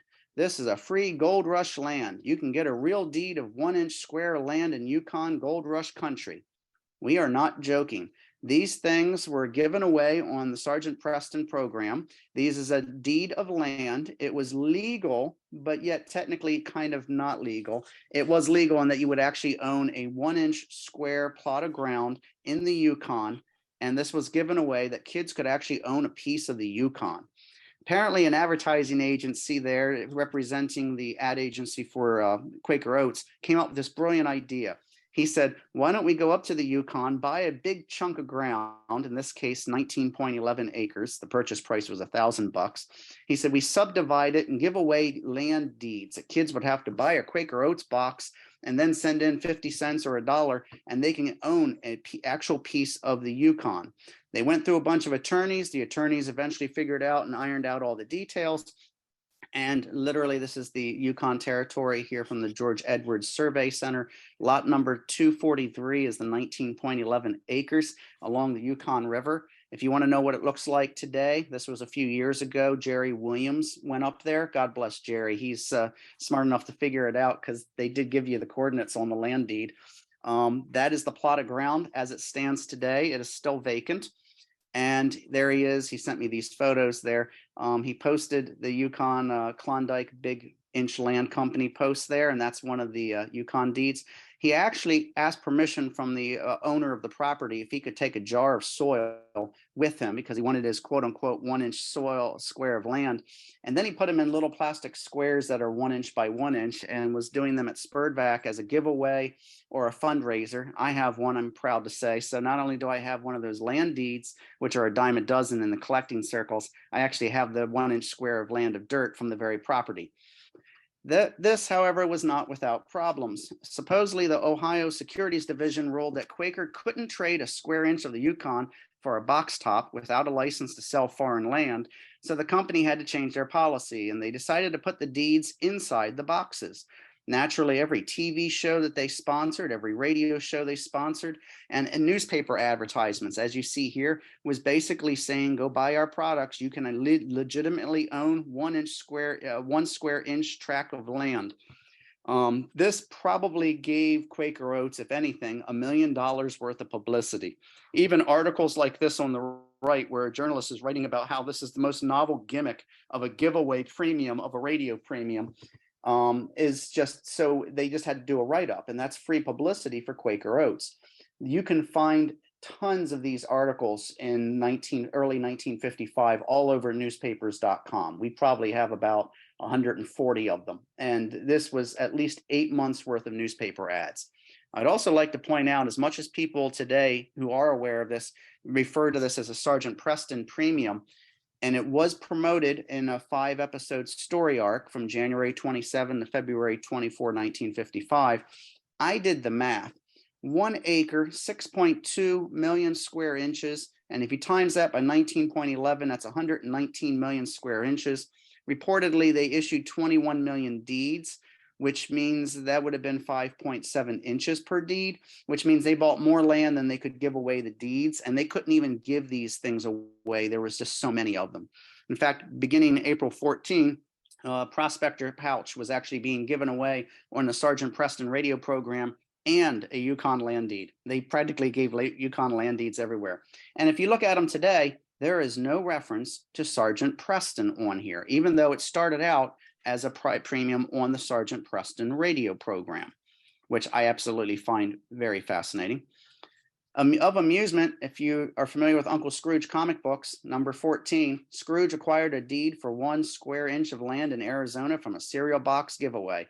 The company was not counting on anyone turning up demanding to know which 1 square inch specifically was his plot, but Scrooge McDuck wanted to know because he had intention for drilling for oil on his newly acquired land. This, of course, was spoofing the Sergeant Preston and the Quaker Oats premium giveaway.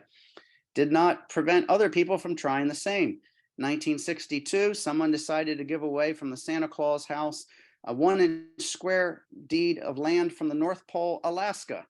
And then this one, which we are still digging into around 58, is Davy Crockett's Frontier Lands, which is amusing because it has the exact same design that was used for the one Yukon land deed that we're all familiar with. Which leads us to the last of the premiums, the comic books. Now, in 1951, they premiered. That's the year they were changing the name from Challenge of the Yukon to Sergeant Preston of the Yukon. So issue number 1 on the left, you notice it says from Challenge of the Yukon. Beginning with issue number 2, it was just Sergeant Preston of the Yukon, the title. I love the art on the front of these. These are absolutely magnificent. We have been going through the comic books and matching them up with the radio scripts. Turns out all of the stories in the comic books, as you can see we've done here, are adapted from the radio scripts, not the TV scripts or the TV stories. So we're matching them up one by one and trying to figure out whose stories were used on the comics.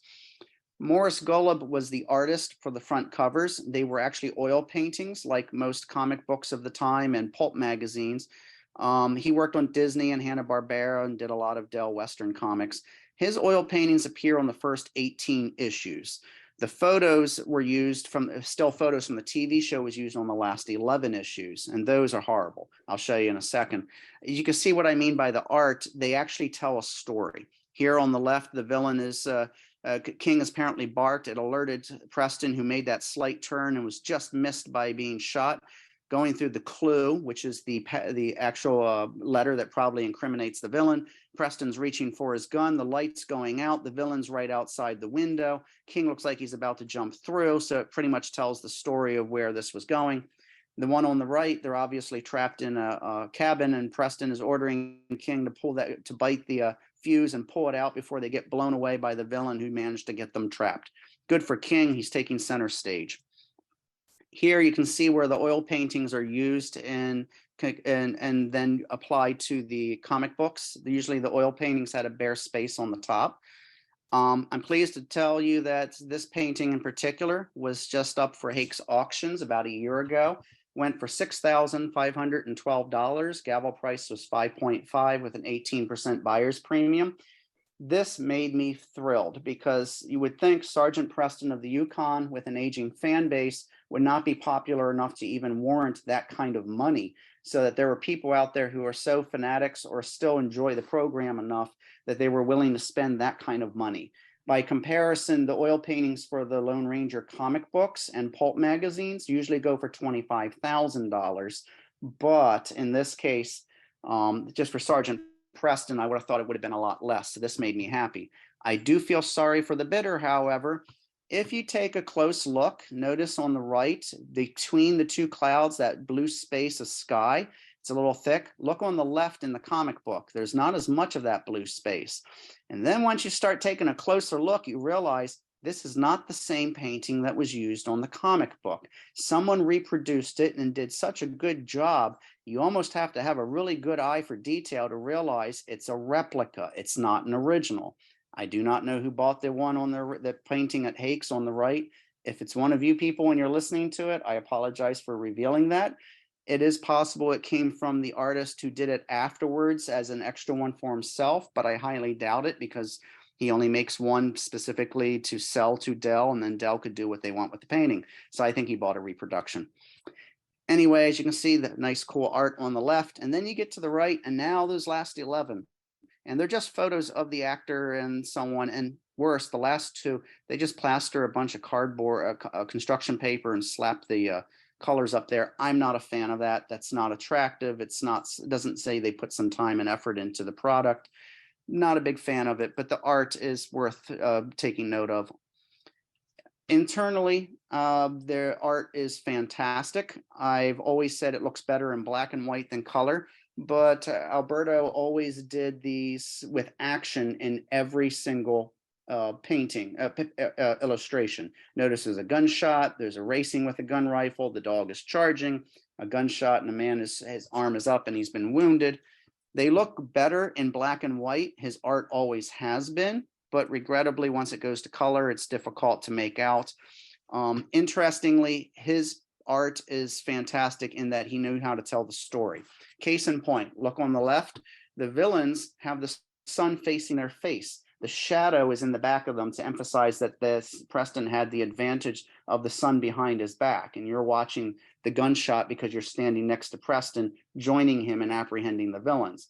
Whereas the next panel, the very next one, King takes center stage. He's in the dead center of the panel, jumping onto the villain.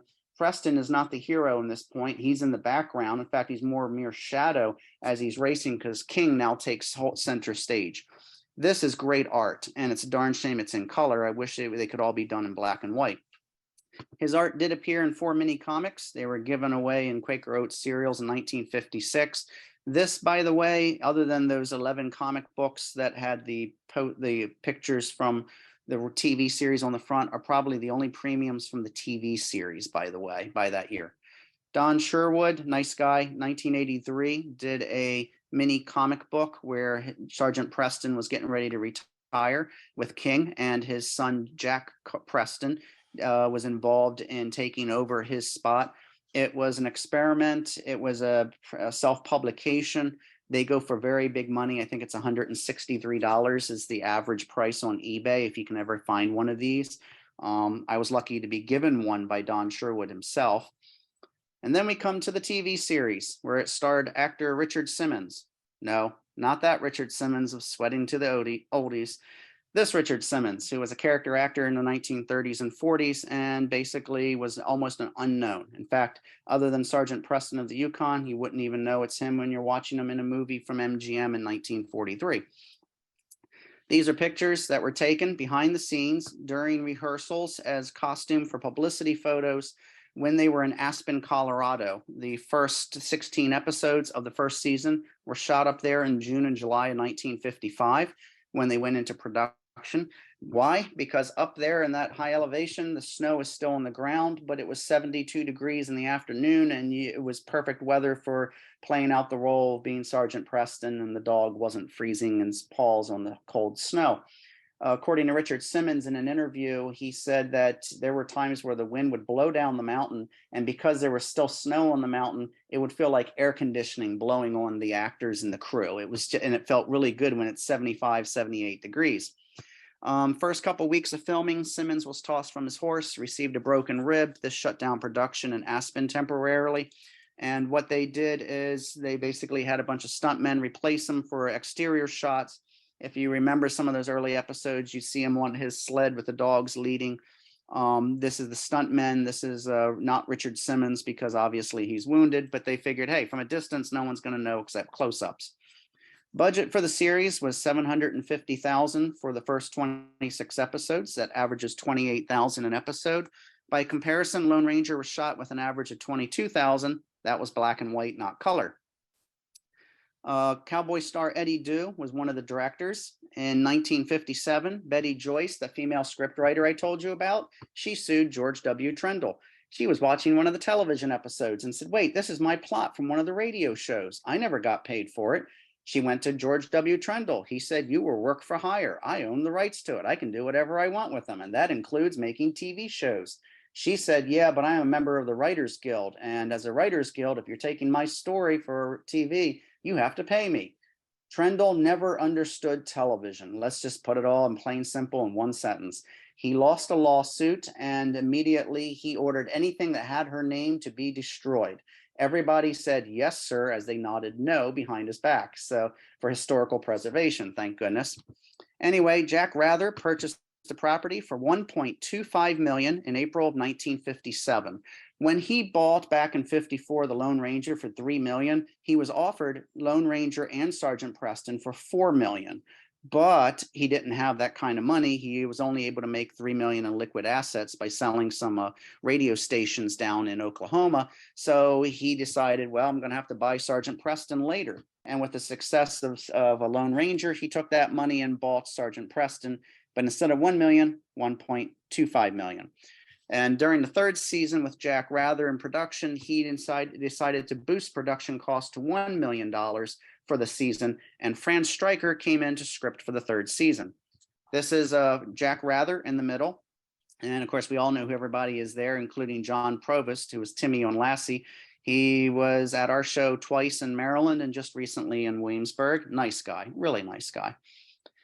So to close out for the TV series, it ran 3 years, and initially it aired on the CBS television network on Saturday morning. What they would do is film 26 episodes, air them twice, that's 52 for a year.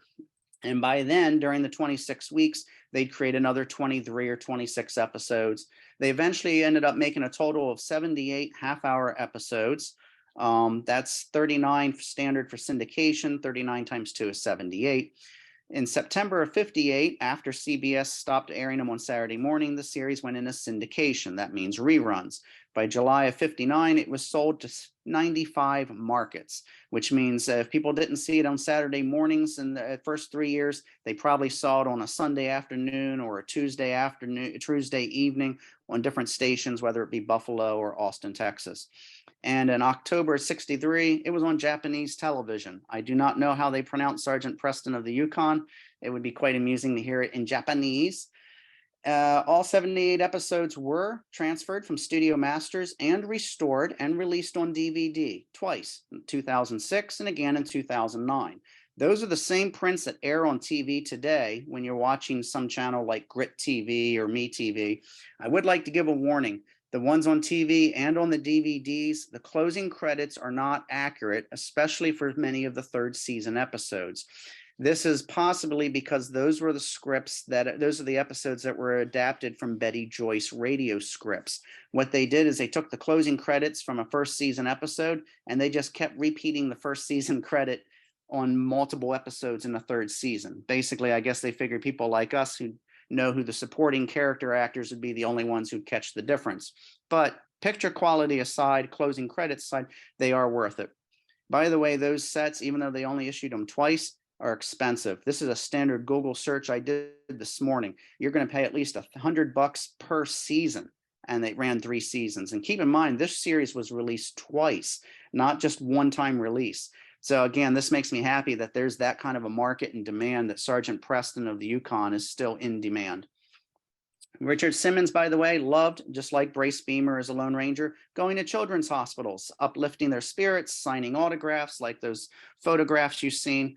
He, of course, once it was owned by Jack Rather, he and the Lone Ranger would appear in person together at circuses and rodeos and not separate, and also dog shows, which was not relegating his status down a notch. It was actually pretty cool to get an appearance fee of like $400, and back then that's like $4,000 just to judge dog costume contests.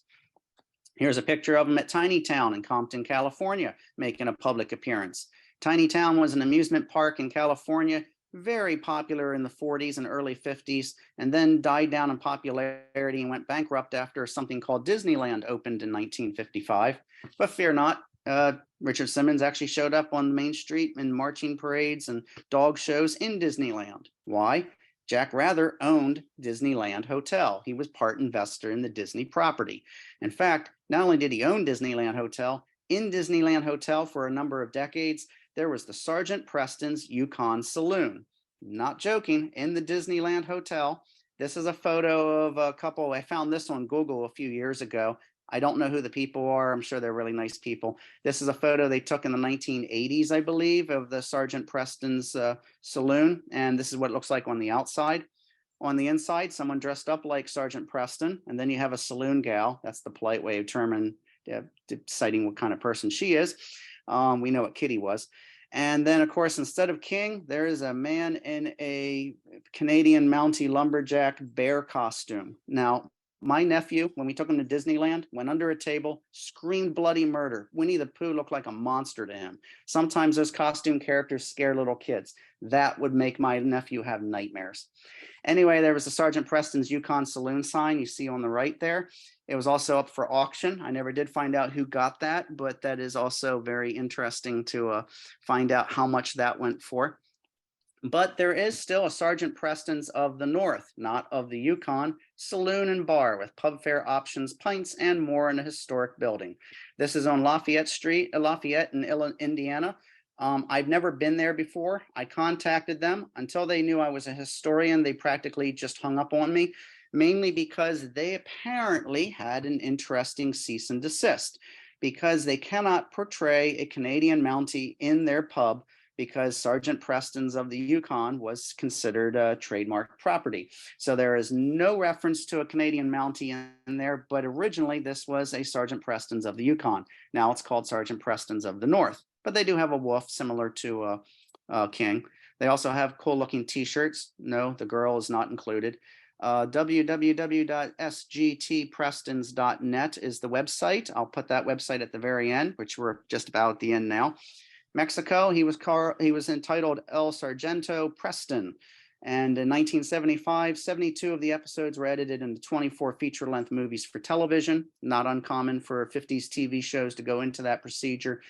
And then it gets a little confusing. In 2000, Golden Books was in financial disarray, at odds with the Walt Disney Corp regarding licensing.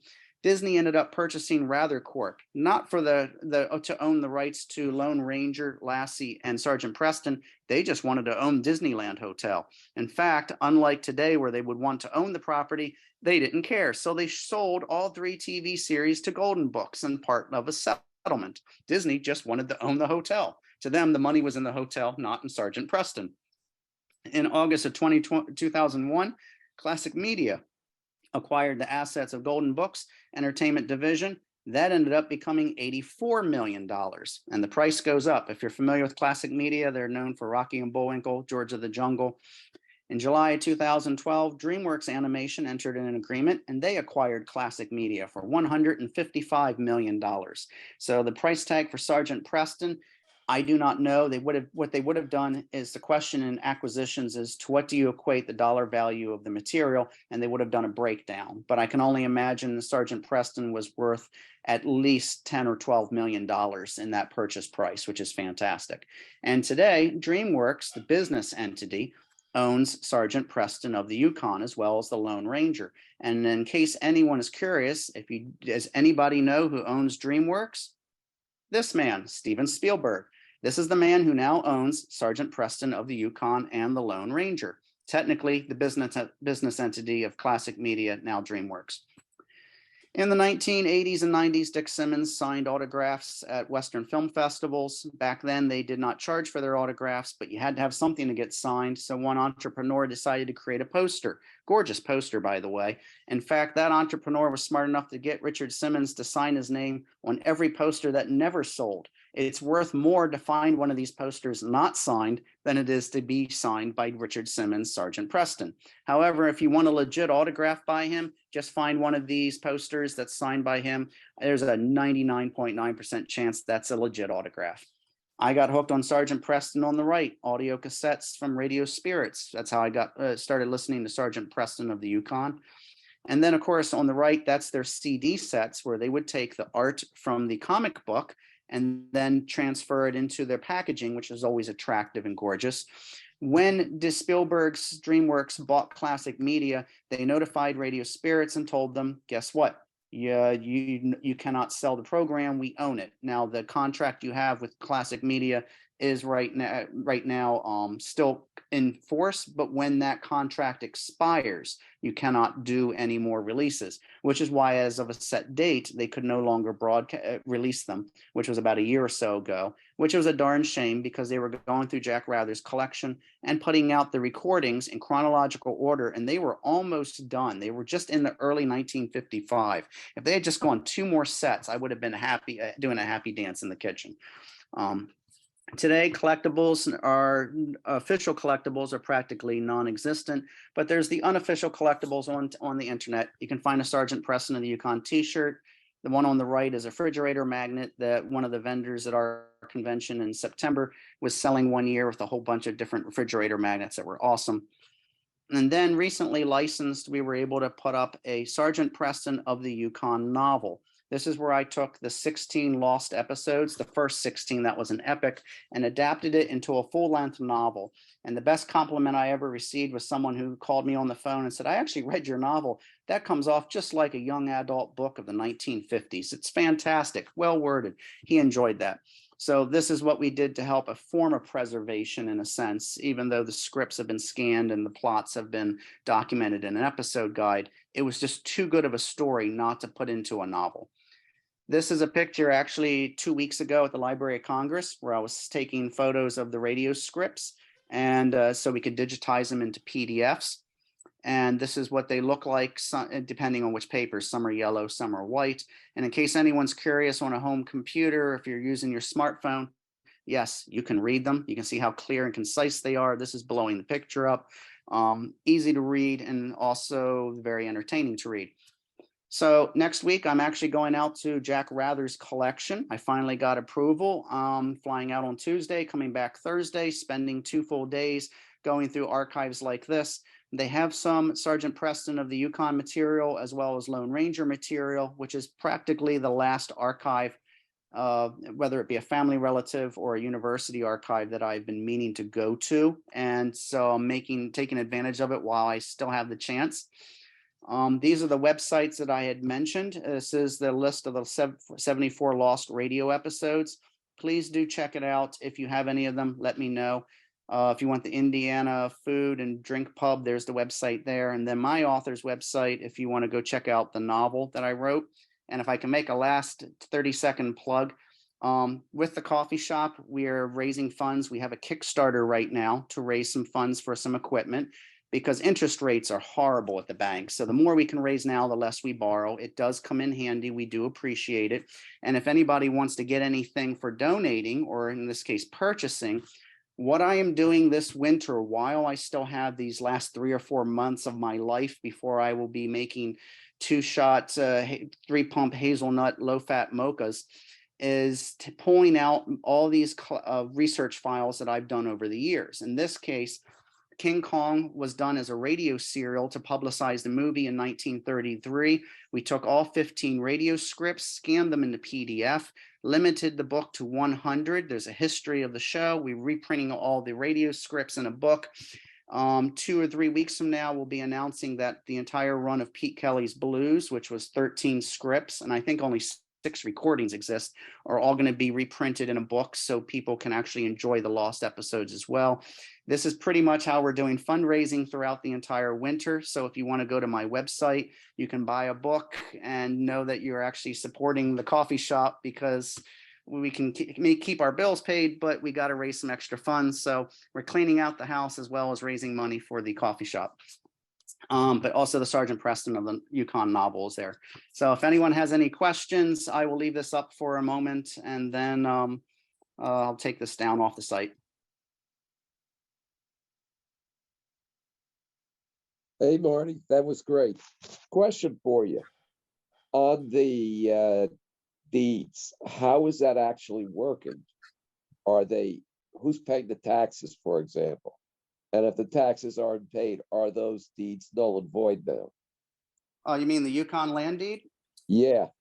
Yeah, Quaker Oats, the advertising agency, never paid the taxes. In the 1970s, it went back to the country of Canada, and the neighbor who owned the property next door turned to the Canadian government and said, I'll buy it for a flat fee, and he did. So technically the deeds are not legal or void anymore. They were at the time. So they're nice collectibles, but it's just owned by some farmer who's, I think, a few acres away from there. Thanks.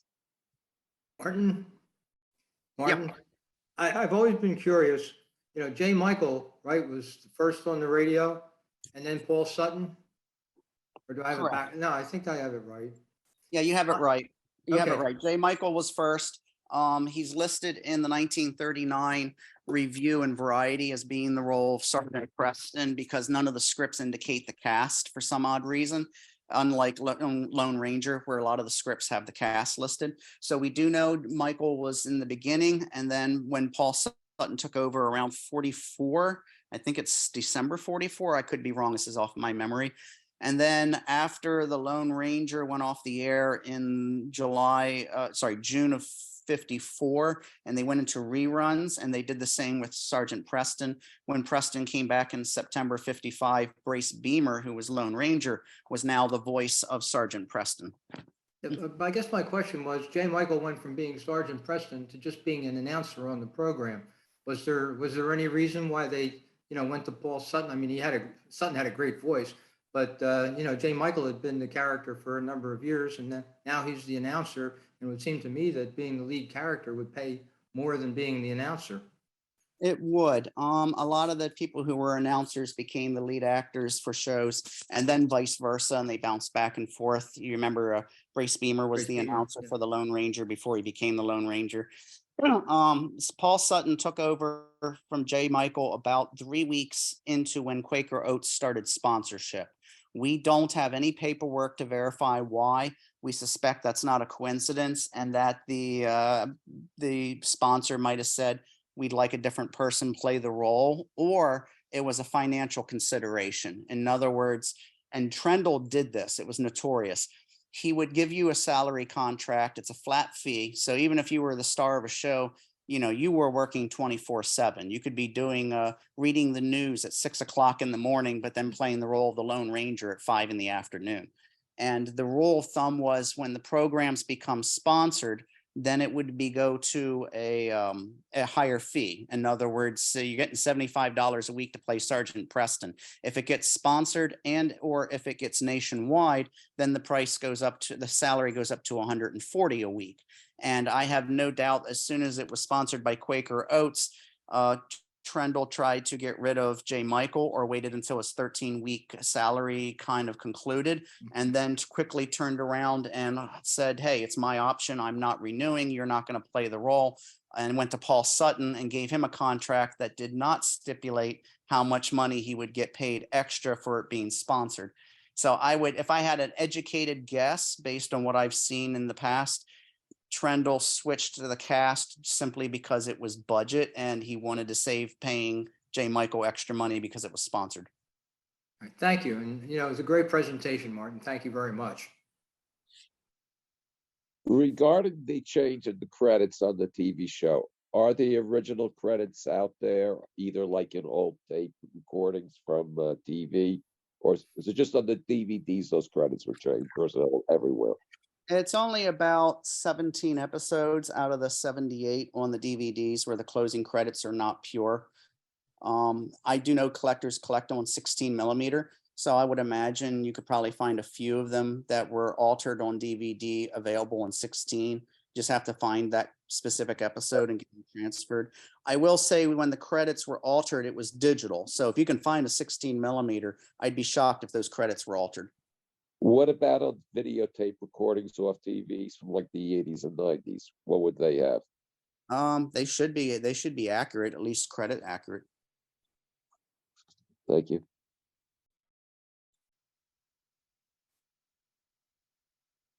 Thank you so much, Martin. That was really just, you crammed so much into that.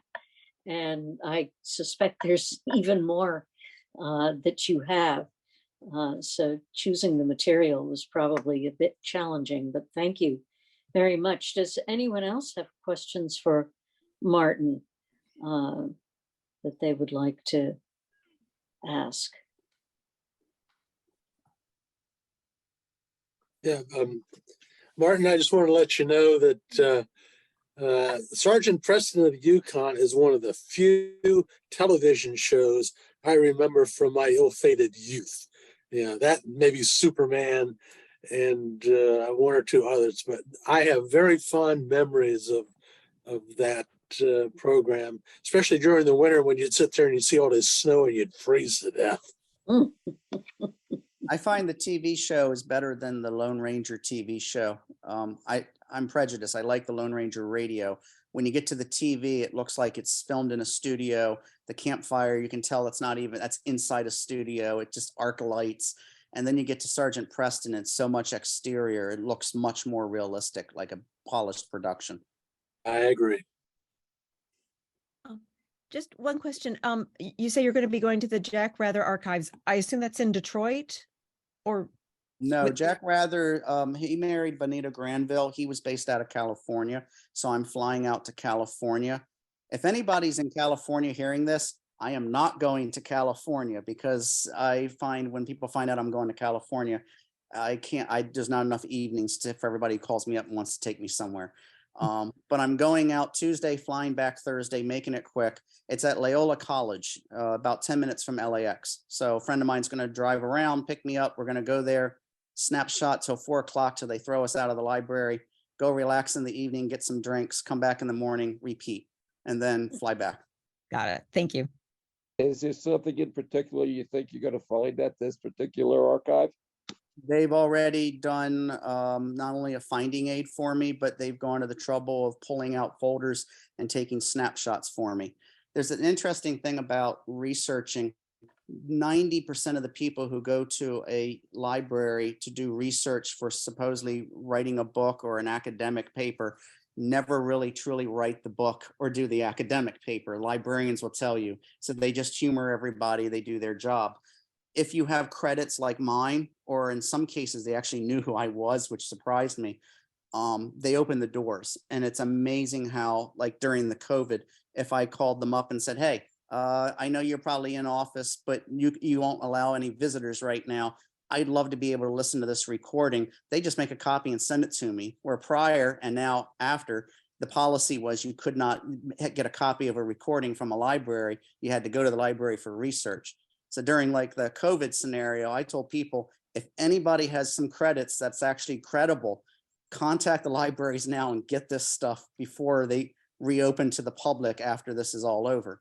So going out to California was nice because they gave me scans of stuff in advance to show me what's in what folders. So statistically, we should be done by the end of the second day easily. What are you expecting to find there?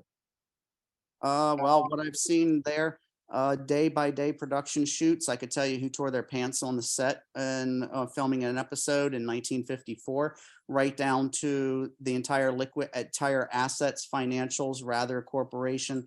In this case, like I've seen it before, probably Bonita Granville and Jack Rather's Social Security number, and probably the same for Richard Simmons because he was an actor and they probably have the salary contract. So practically everything and anything that they would have saved over the years that was not sold over to classic media. Interesting. Is Spielberg planning to do anything with either the Lone Ranger or Sergeant Preston? That's where business gets tricky. He owns DreamWorks by 51.5% share. It's a business entity. He himself has no care about the property. It's financial, it's value.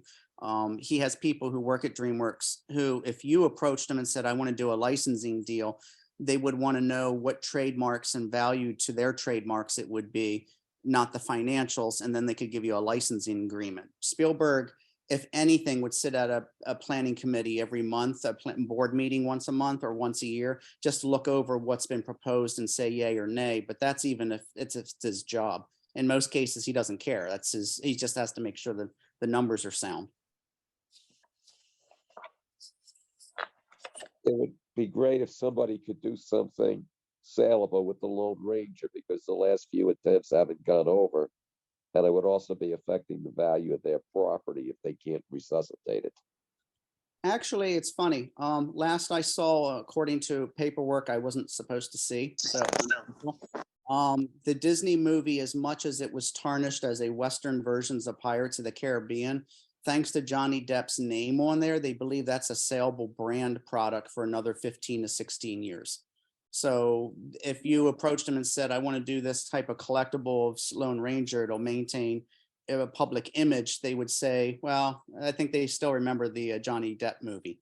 So in about 15, 16 years, it will come down to what they could do. I think you get a better chance of getting some sort of product or service out there with the merchandise. It's sad, but in today's market, it's not about the profits as much as it is trademarks.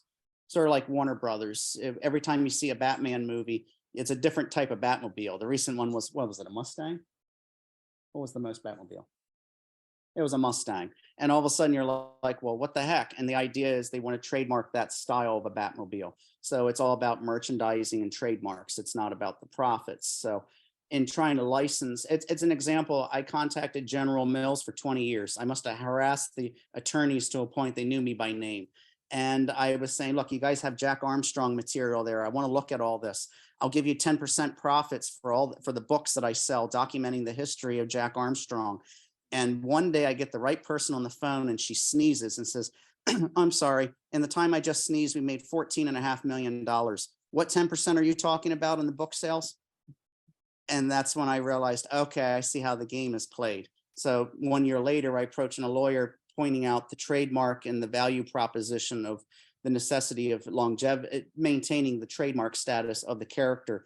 And at that point, the next thing you know, they're sending me 163 pages of a finding aid in a warehouse of everything they have Jack Armstrong, including 400 and one line alone was 400 and some fan letters written about Jack Armstrong from listeners, one signed by 1938 by Shirley Temple. And I mean, that's just one line of 40 some lines on a page and 160 some page finding aid. So it opens the doors in some cases. For Lone Ranger, regrettably, that movie did more damage behind the scenes than in front. Trying to get anything licensed, like Radio Spirit saying, hey, we'd like to keep putting out Lone Ranger radio shows on CD. They're going to sneeze over the phone and say, I'm sorry, how much are you asking? One other question about the research and the photos where you're showing the scripts. How many for like a half an hour radio show, about how many pages would a script be to cover half an hour? In general, for any, it's about 30 pages, about a page a minute, give or take. Some could be 28, some could be 34.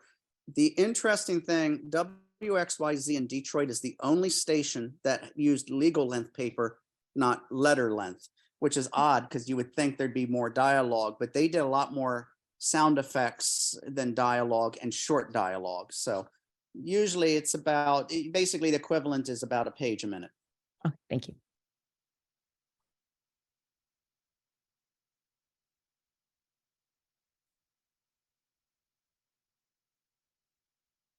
Do we have any other questions for Martin? Martin, this was absolutely amazing. I'm looking forward to the book. You are an extraordinary researcher. I guess you're trying to get it all in before you open the coffee shop. Yeah, it's part of its house cleaning now, like pulling stuff out of filing cabinets. But on the plus side, it was also doing a lot of digitizing. So I could clean out, like now I've got empty filing cabinets I can use at the coffee shop. But everything digitized can now go into book form or be uploaded on the internet like I've done for some things. So we're kind of like getting the material out there in one way, shape, or form. That's great. And it really helps everyone to know more. I mean, you get, with the original source material. Great stuff. As always, I always look forward to your programs, Martin. Thank you for that. So now I think we move on to our intrepid teacher, Miss Stevens, with the answers to the quiz. And this should be very interesting because basically there's only one wrong answer per quiz. I believe George mentioned that he was intentionally going to try to get the wrong answer for each question. So this should be an interesting poll. The poll results should be very interesting. Take it away, Sally. All right. Yes, we'll have to see how many people knew which one was the incorrect one. But I suppose the only way we would know that is if you marked it down on your paper or were trying to get a 0. All right, so I've let the poll run and it looks like we've got about 17 participants on here. So I'm going to go ahead and end the poll and launch the results so that you can see what people selected. And again, Jack gave us an excellent curve for our quiz. So everyone should thank Jack for making sure that we would all pass this class before the end of the year. We'll go ahead and can everybody see the poll results? Okay, awesome. Thank you. All right. So number 1, this radio show evolved out of the Sunday comic pages. So Dick Tracy, absolutely. I think it's still in the comic pages, if I'm not wrong. Blondie, absolutely. Good job, the two of you that selected that. And we know Little Orphan Annie were all Sunday comics that turned into radio shows. The only one that did not start as a comic, become a radio program, was Captain Midnight. B. B is the incorrect answer. If you selected A, C, or D, give yourself a point.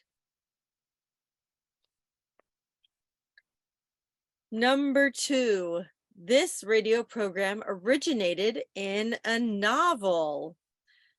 Well, A, Stella Dallas. Several of us knew that one was a novel.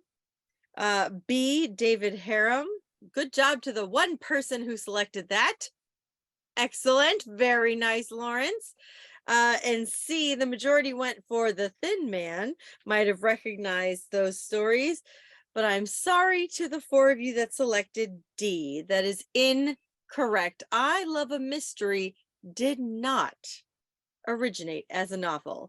However, Stella Dallas, David Harum, and The Thin Man did.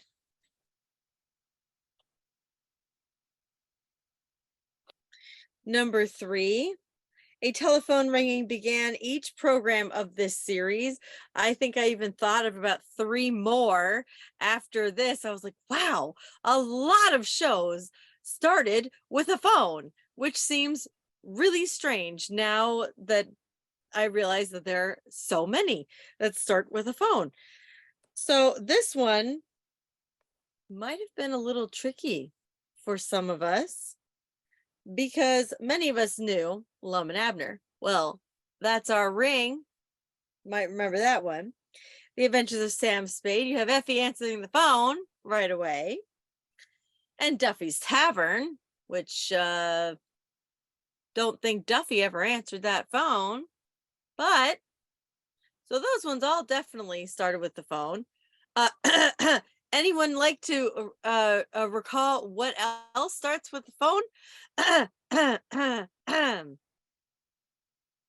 Johnny Dollar.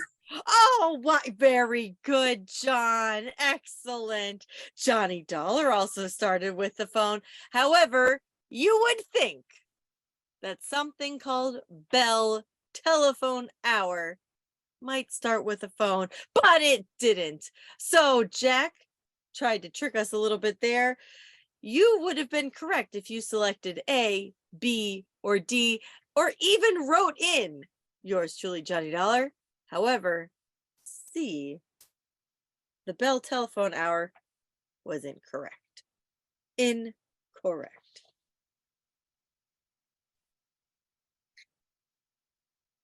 Number 4. This program had an animal as a major character. Well, many of us went for Lassie. Yes. Several of us went for The Adventures of Rin Tin Tin. Yes. And a few of us went for The Adventures of Champion. I'd like to know what animal that was. Horse. Thank you. Yeah, However, Dean Autry source.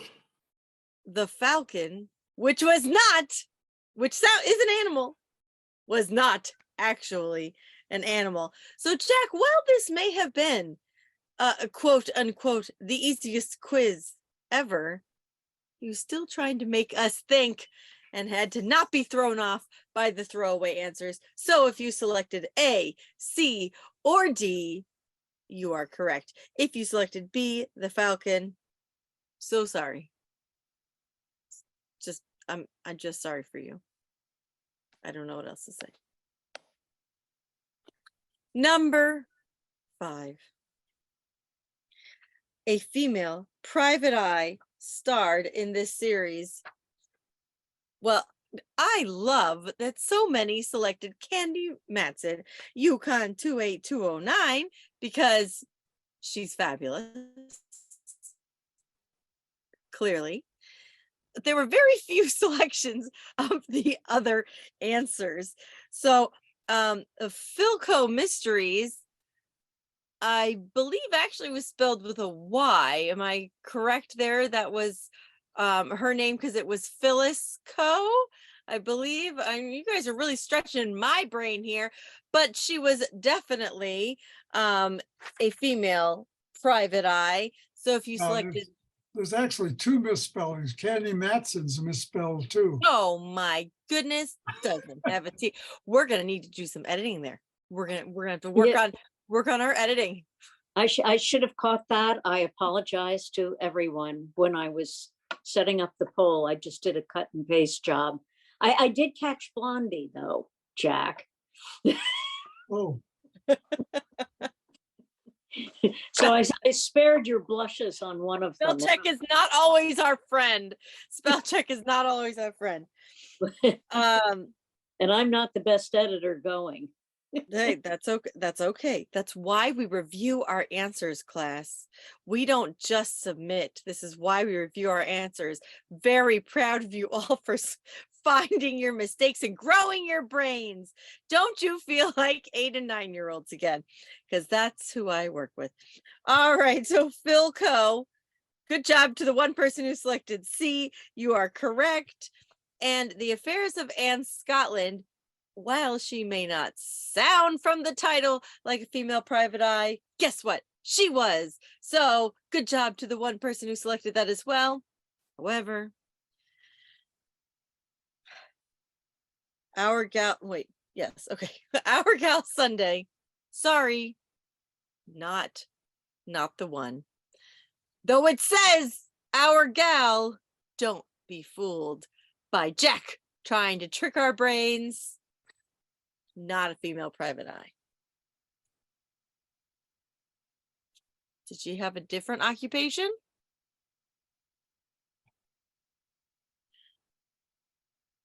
It was a soap opera. There we go.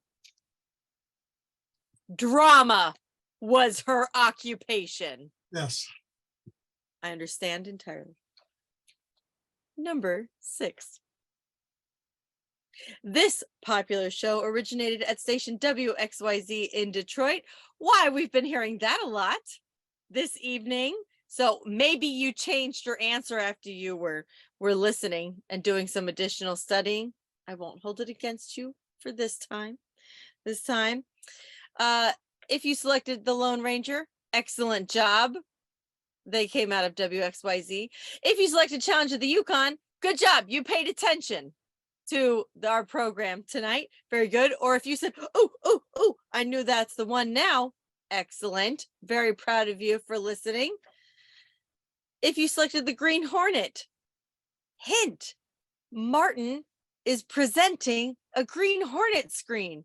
Could that perhaps mean it also came from WXYZ? Go with the hint. The answer is yes, because if you selected the Adventures of Superman, I'm very sorry. That did not originate out of WXYZ. C is incorrect.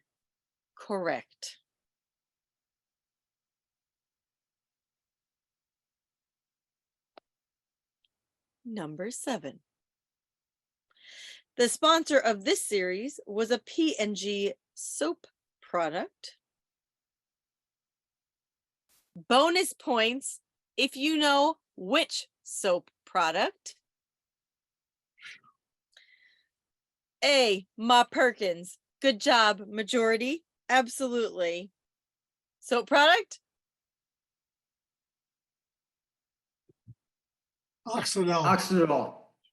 Well, that sounds very useful and not at all skin melting. Life can be beautiful, and so can your face if you use this P&G soap product. Well, something soapy, sudsy. And D, Pepper Young's family. Oh, for a Pepper Young family, you should have something soapy because children are germy. So gross. Those are your correct answers. A, C, and D. While Mark Trail, being outdoors all the time, probably should have had a soap product as his sponsor. Let's be honest. He didn't. Who was his sponsor? I think Kellogg's. Jack, you're doing a great job because I'm putting you way on the spot. I'm asking all the questions that I have no answers to. Bonus points for Jack.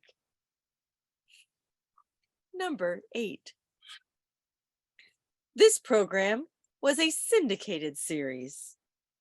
One of my personal favorites, Box 13, syndicated. B, I Was a Communist for the FBI, syndicated. C, Bold Venture, syndicated. This is starting to sound, that's like that thing where you hear the word too many times. It's starting to sound like a bad thing, but it's not.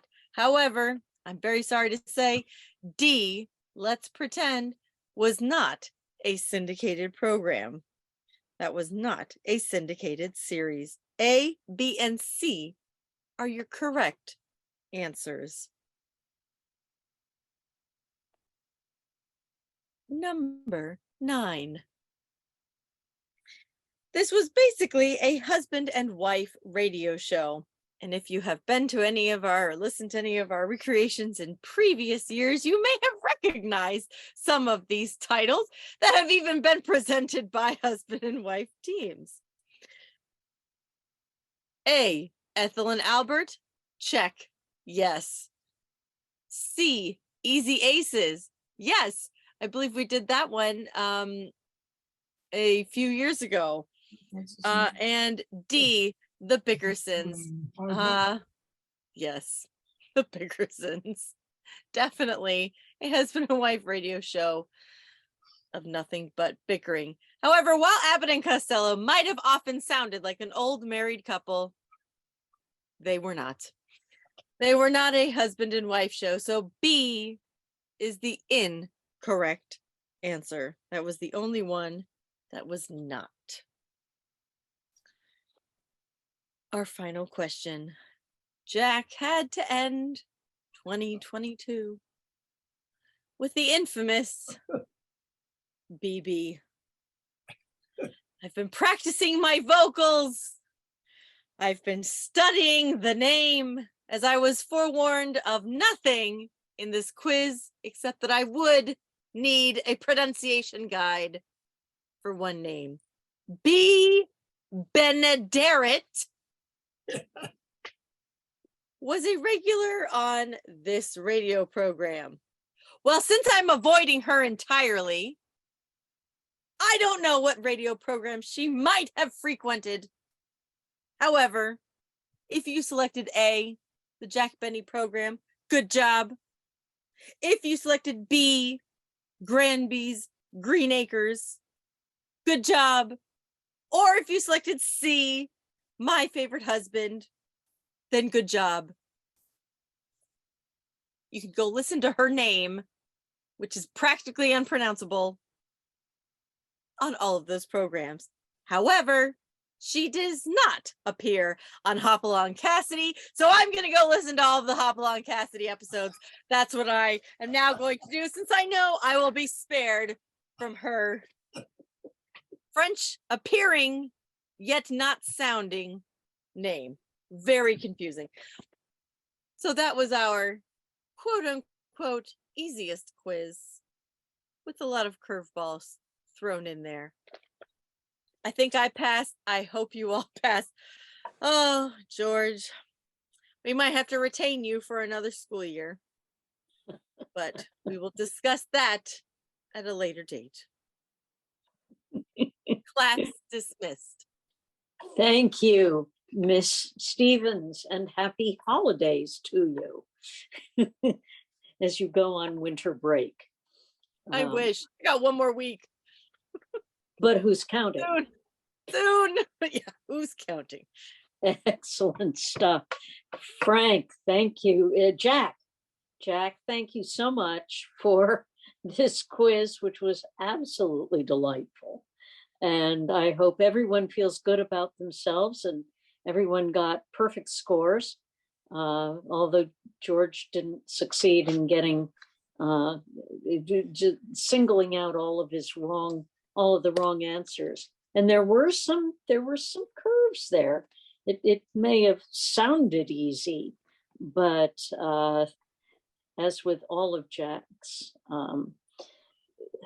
quizzes, there are usually some wonderful curves. And we will look forward to Frank's quiz next week at Kilroy's. So that was a great quiz to go out on this year. And does anyone have any questions for Jack? I think Jack is still on the call. He's masquerading as Catherine French. But I enjoyed it. I got some lovely chuckles when I was setting the poll up in Zoom. So thank you for that, Jack. I have a question for George. George, did you get 100% wrong answers, or did you make any mistakes and get a correct answer? I got one correct answer. It was the one with the mystery. My Girl Sunday. That was the one I got wrong. I narrowed two of them down, but the first two I. Well, that's okay. You got a 90% in incorrect answers. Congratulations. Thank you. It's still an A, I think. It's an A, yes, a reverse A. There you are. Great stuff. Yes, I actually, being the contrarian that I am, engaged in the same exercise as you, George. And I didn't do as well or as badly, how you choose to look at it, as you did. So I'm impressed. Well, very good. I think that Marty just said he did the same thing. If he's still here, I'm curious what he got. He probably got the 100. I got the 100. of course you did. That's great. Well, and I love having a quiz where, you know, you can choose what sort of parameters you want to take the quiz under. You know, am I going for all right answers or all wrong answers, or maybe a mixture of that? That was kind of a fun aspect of it for me anyway. And great stuff. Well, I think that concludes our regular part of the meeting. And so I will stop our recording, and then we can move on to the business meeting. I will remind you all that we do have the in-person holiday meeting at Kilroy's next Saturday, December 17th. It starts at 12:30 and goes to, I guess, however long people can hold out. So that should be interesting, and we will announce the winner of the Cowelty Award at that meeting and transfer the plaque. Michael Haid is very kindly taken the plaque, and it's at the engravers right now. So I will stop. If Wendy, Yes. if I could make one comment about the holiday Zoom. For those Okay. who will be attending, if you don't want to be there for the whole time, around 2:00 is when we will do the quiz. And it's going to be a 20-question audio quiz. And I set it up on Zoom so that we can do it both in-house there and those who want to take it online. So around 2:00 for that. Excellent stuff. Right, you probably should send me the questions so I can set them up online. No, it's audio. Oh, it's audio. Okay, great. Good. Well, then have at it. That's wonderful. And I imagine we will present the award to the winner of the Cowelty Award after the quiz. We'll see. It'll be interesting. All right. I will now stop the recording